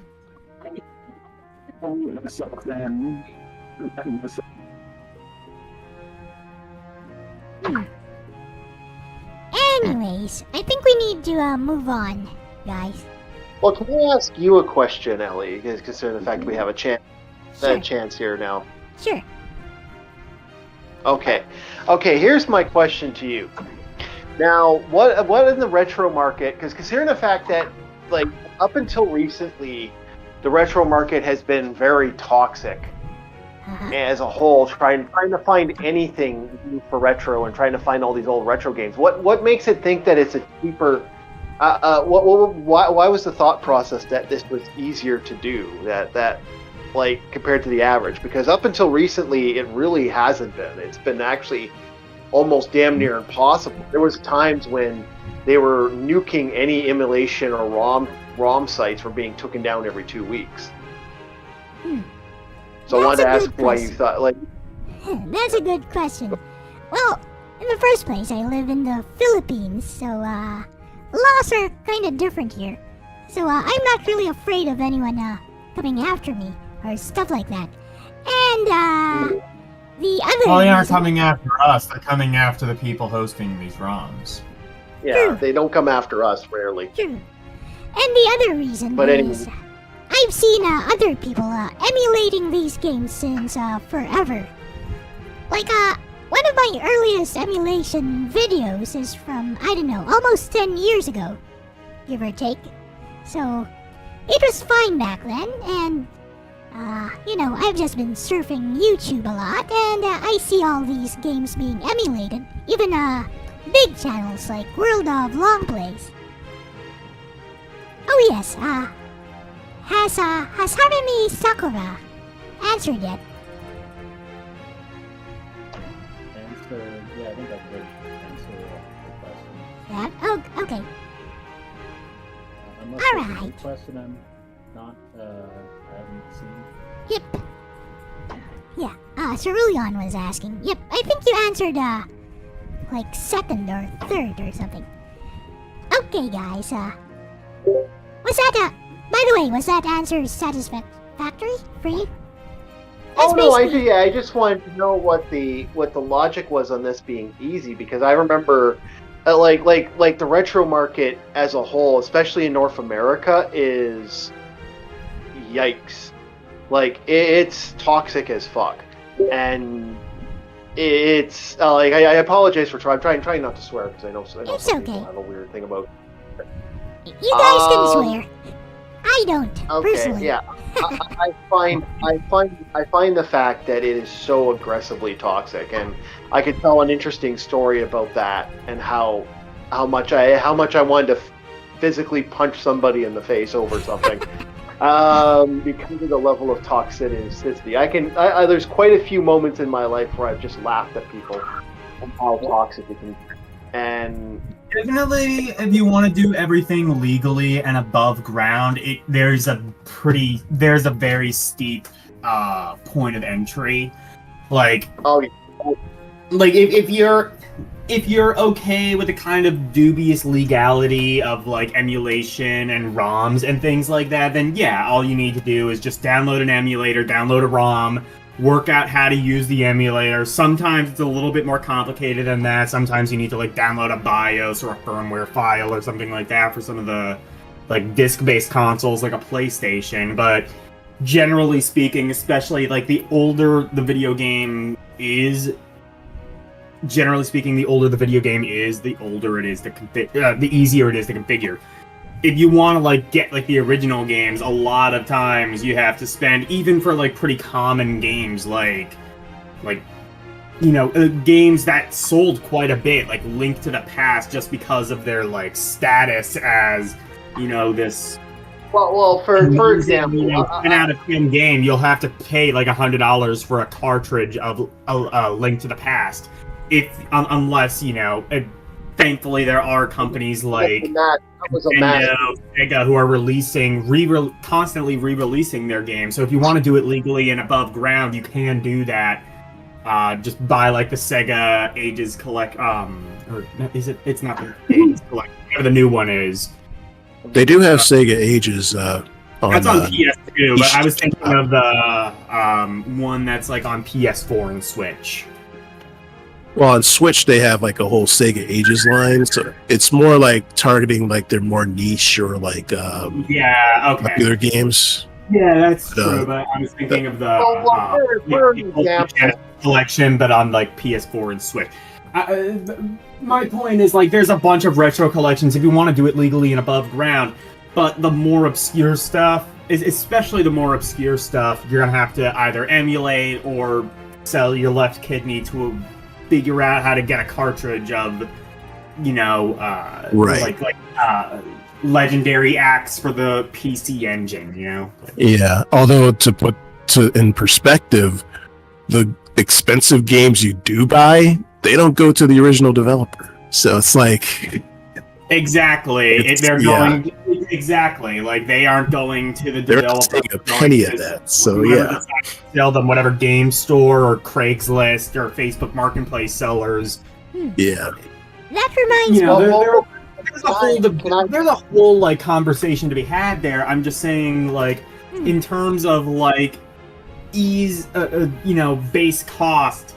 I think like the base cost is low, assuming that you're able to kind of forego maybe some legal and arguably moral reservations in order to play the games that you want to play. So this reminds me of Top Hat Gaming Man, a very old video of his. Basically, he said that the retro gaming market, the retro gaming community, they're the ones, especially the collectors, they're the ones driving the costs of these cartridges and old consoles up. So if a console or cartridge is just beyond practical in order to acquire, why not just emulate it? He actually encourages just emulating it in that old video. I remember that video. A lot of people do. Ross Scott from Ross's Game Dungeon has legitimately said, "What's the point of doing it? If this is like it's a defunct company, you're no longer giving money to the company anymore. The company doesn't fundamentally exist. Why are we wasting our time?" But like for an example, and sometimes it is worth buying a collection or an official re-release of a game if like the original developers are still behind it and still making money, and if you want to support the developer, like for example, like the Oliver twins, the people behind Codemasters have re-released their games on the Evercade. They are still making money from that, and if you want to support, if you like the Codemasters games and you feel that the original developers deserve money, go out, buy an Evercade, and buy that cartridge. At the end of the day, though, like, all of this, it's just gatekeeping. Like, people are charging $100 for A Link to the Past because they feel that it's this priceless gem that only a select few dedicated people with more dollars than cents and really want to relive their childhood. I actually don't think it's few people who are worthy of this priceless gem of a game. And it's gatekeeping. Gatekeeping exists in every single community. I can tell you, as a vinyl collector, there is a ton of gatekeeping. If you buy like a cheap $40 record player, there are a whole bunch of audiophiles that are going to turn their noses up because how dare you start cheap on something that you aren't sure about and not just buy like a $500 record player, antique stereo system, Bose speakers, cassette, top of the line cassette, compact disc. Like, if people are just starting out in the community, don't vilify them for going the cheap route, because they aren't sure if they're going to like it yet. If they are bombarded like, oh, you have to get a $500 piece of equipment and, $30, $40, $50 things to play on that equipment, if they're bombarded with that, they're going to be turned away, and you might lose potential, like, you might lose that next, potential AVGN or, I don't know, like, that next potential, like, really big, gigantic collector of retro games because of all the gatekeepers. Yeah. Well, for Never example, bill for going the cheap route. If you want to go the cheap route, do that. Just know what you're paying for, and know that occasionally you might not get as good of an outcome as if you spend more money. Well, to take your vinyl thing into consideration, when I went looked at when I went to go get my Uncle Bear R.I.P. Uncle Bear his collection of Jimi Hendrix for his little shit shed. I went and got them for about 10 cents a piece for a whole bunch of Jimi Hendrix. I went and got a bunch of them back in the day. We were looking at the Jimi Hendrix that he has, and I'm seeing some people wanting like freaking $300-400 for these old vinyls of Jimi Hendrix, and I'm that's insane. Like, I couldn't believe that. I was like dumbfounded that people wanted these prices, and like I've spent like $100 on a single record. I mean, granted, it wasn't like Jimi Hendrix; it was something a little bit more obscure than that, but like. You know what I mean? Like, and that's the same way with the retro community. I remember it was not that long ago I could buy Super Mario Brothers Duck Hunt cartridge for $2 at my local game store. And now even that can go up to like $20-30 for a game that was literally bundled in free with the console 30 years ago. I still remember this to this day, and I know, but I'll bring it up and I'll run this. But I still remember to this day the day I walked into this antique store, and they had old retro games. And remember, I was the guy who bought like all his video. I bought my Nintendo and about 150 games for under $20. And I walk in and I see he put it up as a limited edition classic Legend of Zelda cart, and it was the gold cart. And I said to him, why are you selling that for like $75 or 50? I think it's 50 or 75. Can't remember which. But I say, why were you selling it for that price? And he looks at me and goes, well, don't you know the gold carts are limited edition? No, they aren't. Yeah. No, they're not. They're not in any way, shape, or form. So I kind of started chuckling to myself, and I said, what are you talking about? They're not. None of those carts are. I used to have a gold card of Legend of Zelda. I picked it up for $10. Yeah, and this guy was selling it for a stupid price. He was selling some of his carts for, like, and I'm starting to see Duck Hunt, and like these are games that, like, again, back in the day, I was, I can't arrest me now, Canada. Neener. I purposely went and bought video games at yard sales and turned around and put them online. So, neener. Statute of limitations. Canada? Oh, yeah, Canada, but it's statute of limitations. Neener. And I will say that over and over and over again. I am satisfied. It has I put prescribed. that on. Yeah, I put those games online so that people could re-download those, because it's not right that those games were going to sit and rot until their memory died. Like yeah. This is the reason we lost. This is the reason we lost Silent Hill 2, and that's why the remaster of Silent Hill 2 sucks balls. The fire started, and a lot of that stuff burned away, and there's nothing left. And we lost like the master stuff for that. I want to make one quick note about that before anything else, because I gotta head out. I gotta cook. But I still have to say that it's pretty hilarious. I believe this happened with the SNES Mini, where Nintendo had hit a website with a DMCA, and then for the SNES Mini, one of the ROMs in the SNES Mini was from the website that they DMCA'd. Nintendo is so horrible at preserving their games that they had to get it from a ROM site. It existed for a long time before Nintendo officially released it. Yeah. By the way, they what?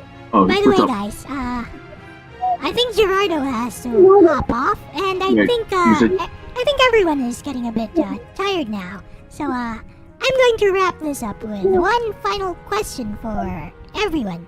Okay. So I'll stick around with this one. So you can go ahead and say stuff about your channel and everything else. Anyway, so the final question. This one will be for Gerardo first, because he says he has to hop off. So, what retro game would you recommend to a modern games only gamer? Somebody who has never tried retro games. Yes, if you could recommend just one. And also tell us about your upcoming plans or channel schedule or anything else you want to promote. So go ahead, Gerardo. What is a game that I would recommend for someone who's only played? Like Mid-Tier Guard. Okay. That's a good question, actually. But I would still go with Mega Man 2. And the other game that I would recommend would original. Because Contra is run and gun. There is a clearly overpowered weapon in the spread gun. But at the end of the day, even though that game is a strong weapon, you still have to earn your victory. And Mega Man 2, because the game that made me a gamer. So that's a game that I would want to share with someone. As far as my channel, I can't seem to figure out how to stream natively on YouTube via the PS5. So once I get my PC, I'll stream again on YouTube. But right now, I kind of just stream randomly on Twitch. So I'll just post the channel there on the chat. I'm hoping to finish streaming my playthrough for 6.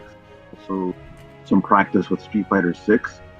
Once I get my PC built, I do plan on streaming retro games, and as well as Gundam Extreme Versus, which is and maybe I'll even do some streams. I try to get back into drawing and also do some crochet and just gush about games that I like. Okay, thank you for attending this talk show, Gerardo. Thank you very much. Thanks for having me. Y'all stay safe. Next, the Shiny Hunter. Yes, same question. Are you there?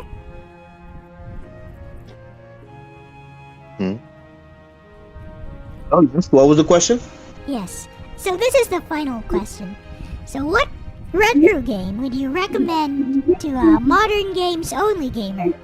And after you answer that, tell us about your upcoming plans or channel schedule or anything else you want to promote. You have the floor. Yeah, I'll be honest with you, I'm kind of at a blank right now as to what games I will do from a retro to a modern game. You know, I feel like you just make something new instead of trying to rehash something old. That's how I feel about the situation. But as far as schedule wise, I'm random, be honest with you. I do a little streaming here and there, but I'm most channel just hang out with them. I like hanging out with, talking to them, get their perspective in the video games. You know, we all share a common interest, retrospective, the retro games. Yeah. That's pretty much my answer right there. Sorry for keeping it short, but that's all I have.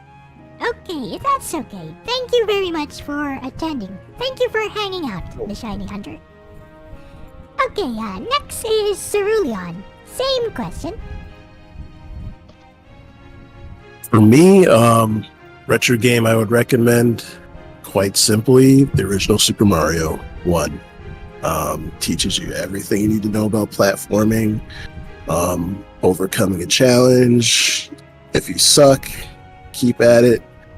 The satisfaction you get from finally beating it, from what I see, like what everybody that finally overcame that final level, they enjoyed it. So the unbridled joy, and then going off to other games and just like taking that knowledge and just seeing how, like, you know, they didn't get the fundamentals at first, but like after beating that game specifically and then trying out other games like for the NES and, you know, for other consoles, they just like elevated their skills completely. So yeah, Super Mario 1. My channel, I barely do anything with it, but I want to get a capture card and you know start streaming, you know, more retro games and introducing, you know, little known games that not many people have played or there's barely any videos of. So Yeah, that's my plans. Okay, thank you very much, Cerulean. And now then, next is, because Cerulean mentioned Mario, next is El Dinner. Same question. Hello. Are you there? Hello? LDP. Logan. Oh, sorry. I think I was muted. Okay, sorry. You can hear me now? Yes. Yes. Okay. Like Cerulean mentioned Mario 1, and I was trying to think of an answer, and Mario 1 might be perfect. Maybe Mario 3, just because, like,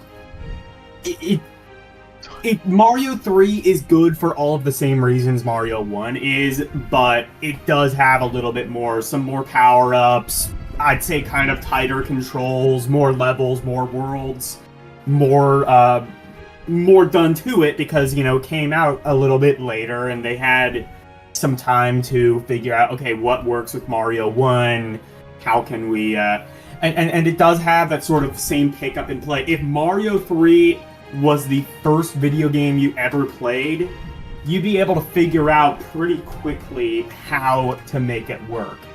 And same thing with Mario 1, like, and I actually kind of criticize Mario World for that, because I think it kind of stepped away from that a little bit.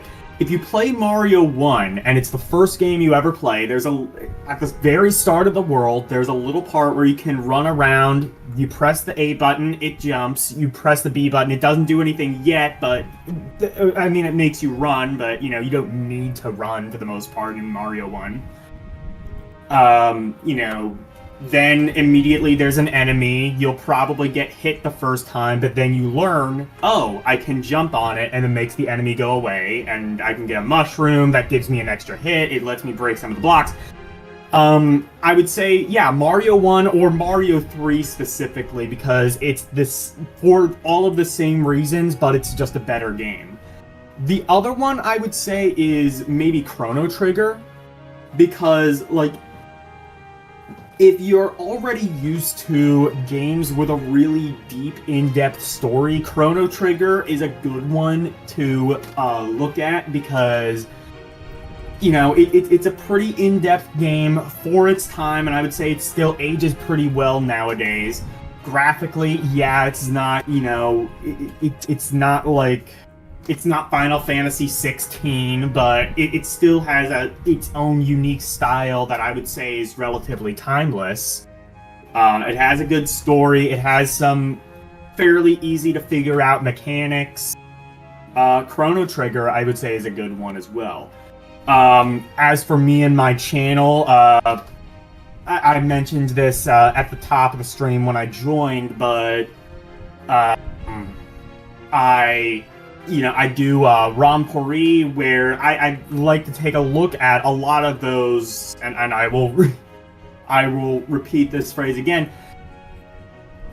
where I take pride in trying to find the throw shit at a wall and see what sticks games of the 80s, the 90s, the 2000s, anything that I can get my grubby little hands and my grubby little PC to run properly, things like that, and I like kind of exploring, like, oh wow, that's pretty impressive that they were able to do that. That's really forward thinking for the time. That's really, I would have never thought to do something like that. So that's Rampori. I do that every Saturday night, and I will do that this Saturday night. I also play Rhapsody, a musical adventure. Currently I am playing Final Fantasy VII Remake, so, kind of slightly getting away from the retro thing, although it is a remake of a retro game. I will occasionally do Discord watch parties, and I'm doing that tomorrow night. I was going to do a Kung Fu movie. Now I'm thinking I might want to do something more horror related because it is a day before Halloween. House of the Dead Overkill I plan to play on Tuesday, which will be actual Halloween. And beyond that, and Clubhouse Game 51, I plan on playing that on the Switch on Friday. So next week is going to be pretty busy for me. If any of that sounds up your alley, give me a subscribe. I'm about 25 away from 500. I'm hoping to hit that by the end of the year. And there's always a lot of variety on my channel. I always try to keep things interesting. I always try to change up what I do. So yeah, definitely check me out if any of that sounds interesting. Goodbye, and thank you for having me on the show. It's been an absolute pleasure. Thank you, Eldiner. Next is our shy Katsu Sanya. Or Harumi Sakura. Same question. I actually thought about this question, and I decided that the game I would choose would actually be Metal Gear Solid, mainly because I think it's more of a gateway, right? Like, if somebody is only used to playing modern games, and then suddenly they play a game like Super Mario Brothers, they might not really be that interested in it because it's not the kind of game they're used to. Whereas something like Metal Gear Solid, I think, would be closer to that, or at least what my perception of modern gaming is. Anything you'd like to promote? Anything you'd like to end with? Not really. What did you think of this talk show? Did you enjoy your time here? Yeah, I did. It was pretty interesting. Okay, thank you very much. Thank you very much for attending, Katsu. Yeah, The talk show sucks. I hated it. Okay, next is, let's see, Orc Chief reviews. Well, as for games, I thought about it, and I have 3 for your guy who likes to do simple running gunning. That would be Mega Man X. For your guy who wants to wants that like good JRPG, Chronos Trigger. For your top-down action fun, I'd say Zombie Ate My Neighbors. For your base story, like fun story, adventure kind of game, would be Super Metroid. And for something I want to give to somebody just to experience the video games as a whole, and as much as it's janky as fuck, Legacy of Kain, Blood Omen. It is one of the most janky games you'll ever play, but it is a fascinating video game as a whole. And I have inducted many into the cult of video games by showing them that unique title. It's up there with Slayers for me and my induction of many people into the art of anime. And it worked. It's really a unique game. It's phenomenal, and it pisses me off that's never gone a remake. Like, I would love a remake of that, and there's been several attempts, and it just fucking always fails. As for my channel, well, I'm War Chief Reviews. I review movies, TV shows, anime, any stuff that kind of tickles the fancy. I'm more of a retro monkey than anything else, like all the old school stuff. I do occasionally do new stuff, especially if something's really good. For Halloween, I did the Toxic Avenger franchise, so I did the original Toxic Avenger Part 1, 2, and 3, and I'm going to be I finished the recording to it. I got to get Toxic Crusaders, the cartoon, out, and then I'm going to start with the Uniques, a brand new movie that came out a couple years ago that is a unique fairy tale of Vikings, the Northmen. And yeah, that's and thank you very much for having me on. I appreciate it. And thank you for attending Orc Chief Reviews. Anyways, next is Retro Gamer Yasuke. Same question.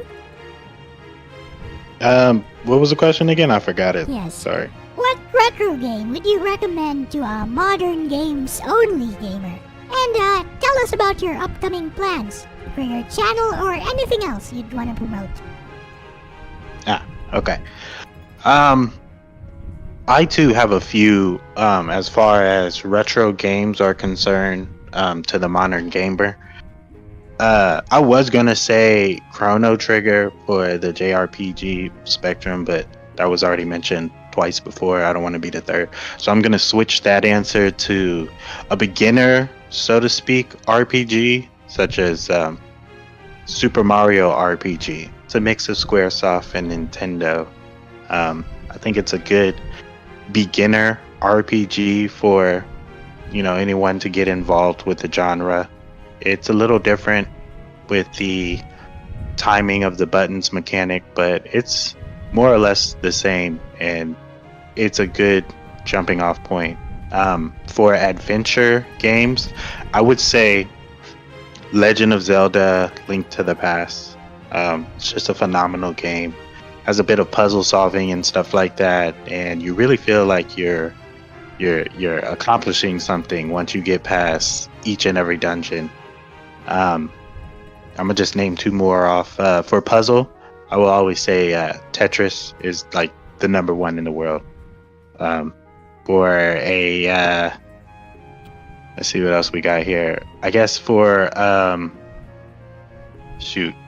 first person shoot, or I'll just say an action adventure game. And I don't want to be that guy, but you got the game like Grand Theft Auto 3 or something for the PlayStation 2. You got a whole bunch of stuff you can do. It's like an open world sandbox, kind of like. You can do multitude of missions. You kind of get a jack of all traits with that type of game. You got your driving mechanic, your racing mechanic, your shooting mechanic, your trying to figure things out mechanic, you're searching for the boxes, searching for certain types of things mechanic. You can, really get inside a whole lot of things in that type of game. Yeah. All right. For my channel, right? As the name suggests, I'm Retro Gamer Yasuke. I only play retro games on my channel. I do have this segment that I release every day that's not retro gaming related. It's called Sage Wisdom Shorts, where I just say little tidbits of words of wisdom. It's completely different from my channel. For the future, right? Oh, sorry. For like regular things on my channel, I had just started streaming. I'm new to the streaming front, but every Friday I have this segment called Final Fantasy Fridays, where I play. Well, I plan to play every single Final Fantasy game. I'm up to Final Fantasy 2 right now. I should be done with that by the end of next stream on Friday. If not that stream, the next one. And then I'll play Final Fantasy 3. I'm going in order, so they're not interconnected or nothing like that. If you never played that game, you can see how the gist of that goes. For the future, I do plan on doing something completely different than retro gaming. I watch a lot of TV. Well, I used to watch a lot of TV, but I want to do like a summary of good TV shows. Like there's one TV show I always love. It's called 24. For more things that most people know about, I was thinking about doing the old school X-Men cartoon, do an episodic retelling of each episode, you know what I'm saying, of that, and then doing movie things. I don't know, I'm not good at editing in no way, shape, or form. Like if you've seen from my tutorials, it kind of is like thrown together, so don't expect anything spectacular, but I do plan on doing that in the far future. Yeah, thank you for having me. Peace be with everyone. Remember to stay positive, manifest your reality, embrace your dreams, everyone. Always protect your honor as soldier. And yeah, I was just glad to be here. This is part 3 of the little talk show thing, and I think I've been to every single one of them. I really like this. I hope you guys liked it too. Yes, you have, Yasuke. And thank you for having perfect attendance. Okay. Right. Next is Levon. Same question. Last question. I'm sorry, you guys. Go ahead, Levon. It was something that was always something that I didn't talk too much because I was attending this and for the apologize. That's what I'm making. We can't understand you, Levon. I'm sorry. Maybe you could, type what you want to say into the channel. Maybe just type what you want to say into the channel. I'll read it out for you. Can you do that? Yeah. Oh wait, say I'll yeah, read it definitely. out for you. For now, let's move on to it's much more clear now. Can you speak, Okay. Levon? Okay, it's clearer now. Yes, I Actually, you can. can speak. Yes, I can. Yep. I want to say that I was attending this stuff. I was attending some stuff in IRL, meaning that I was attending stuff in real life, and I want to say I deeply apologize for not being a part of the stream. I was trying to say something earlier on my computer, but the voice just didn't kick in, so for that I deeply apologize, and next It's time okay. I use my phone. It's alright. So anyway, so here's a question for you. What retro game would you recommend to a modern games only gamer? And tell us about your upcoming plans for your channel. It's alright. Okay, the one game I recommend is Mega Man Star Force. Definitely that game, because Star Force 1, 2, and 3 are not talked about in the Mega Man franchise. And I do think that people need to know more about this series, because I have played and beaten all 3 games through different versions, and the boss fights are amazing, the music is outstanding, the gameplay is lovable. I think everything about Mega Man Star Force, even though some of it's depressing, the story can be depressing at times, it'll fill you with joy, because you're hunting down FMENs, you're fighting viruses and doing all this stuff, and you're just being a hero as Mega Man. And in the game, they even say that Mega Man's a hero, an actual superhero. Like, Mega Man is held in the Star Force universe as a superhero who fights off the FMENs and saves the world and all sort of stuff. I recommend people to play Mega Man Star Force, because that franchise has been slept on for years, and the DS versions are the Nintendo DS games are awesome. So Mega Man Star Force, highly recommended. Very good game. Anything you'd like to say about your channel?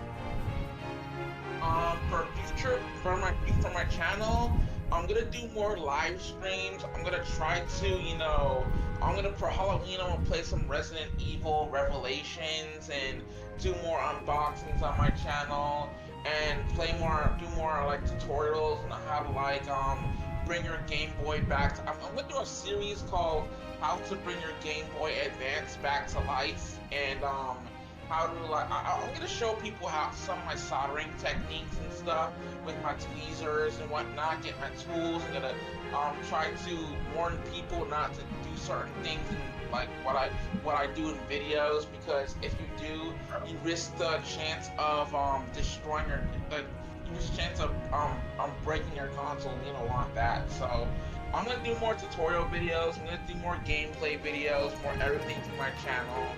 And I want to say that you guys are amazing people.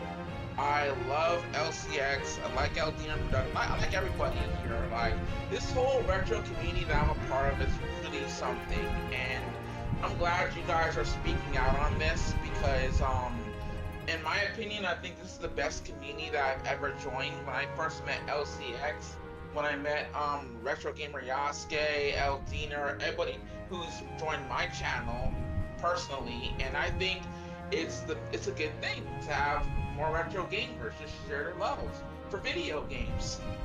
So LCX, back to you, man. I'm sorry for wasting your time like that. That's okay, Levon. There's no need to apologize. Your input when you were there, it was all very good. Thank you very much. Thank you for attending. You're welcome. Anyways, so we have one more person who hopped on board, but we're ending the stream. So I'm going to ask the final question to Vezim. So Vezim, what retro game would you recommend to a modern games-only gamer? And tell us about yourself or your channel or anything you'd like to promote. Go ahead.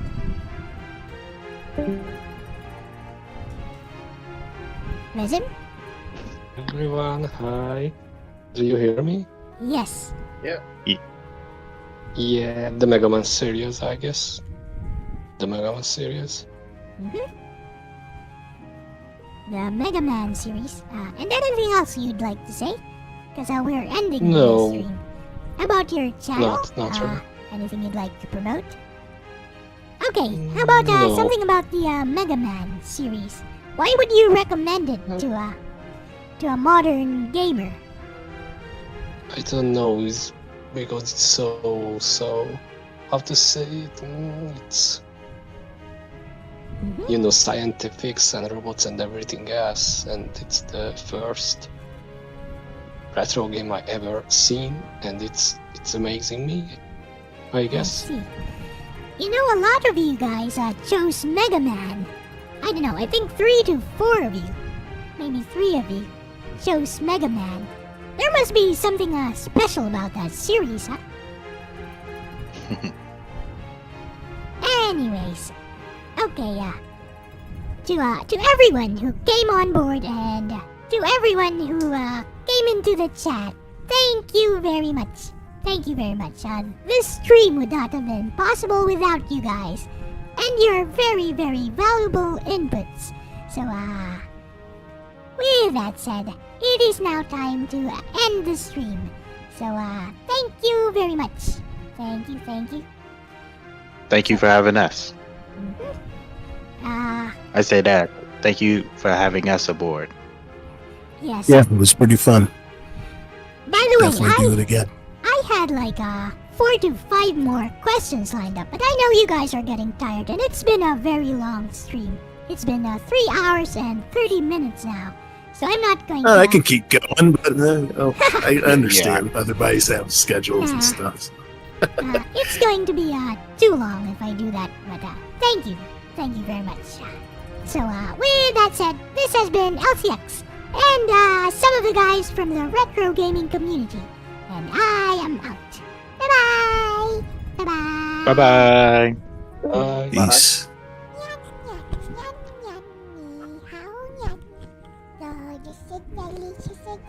Bye.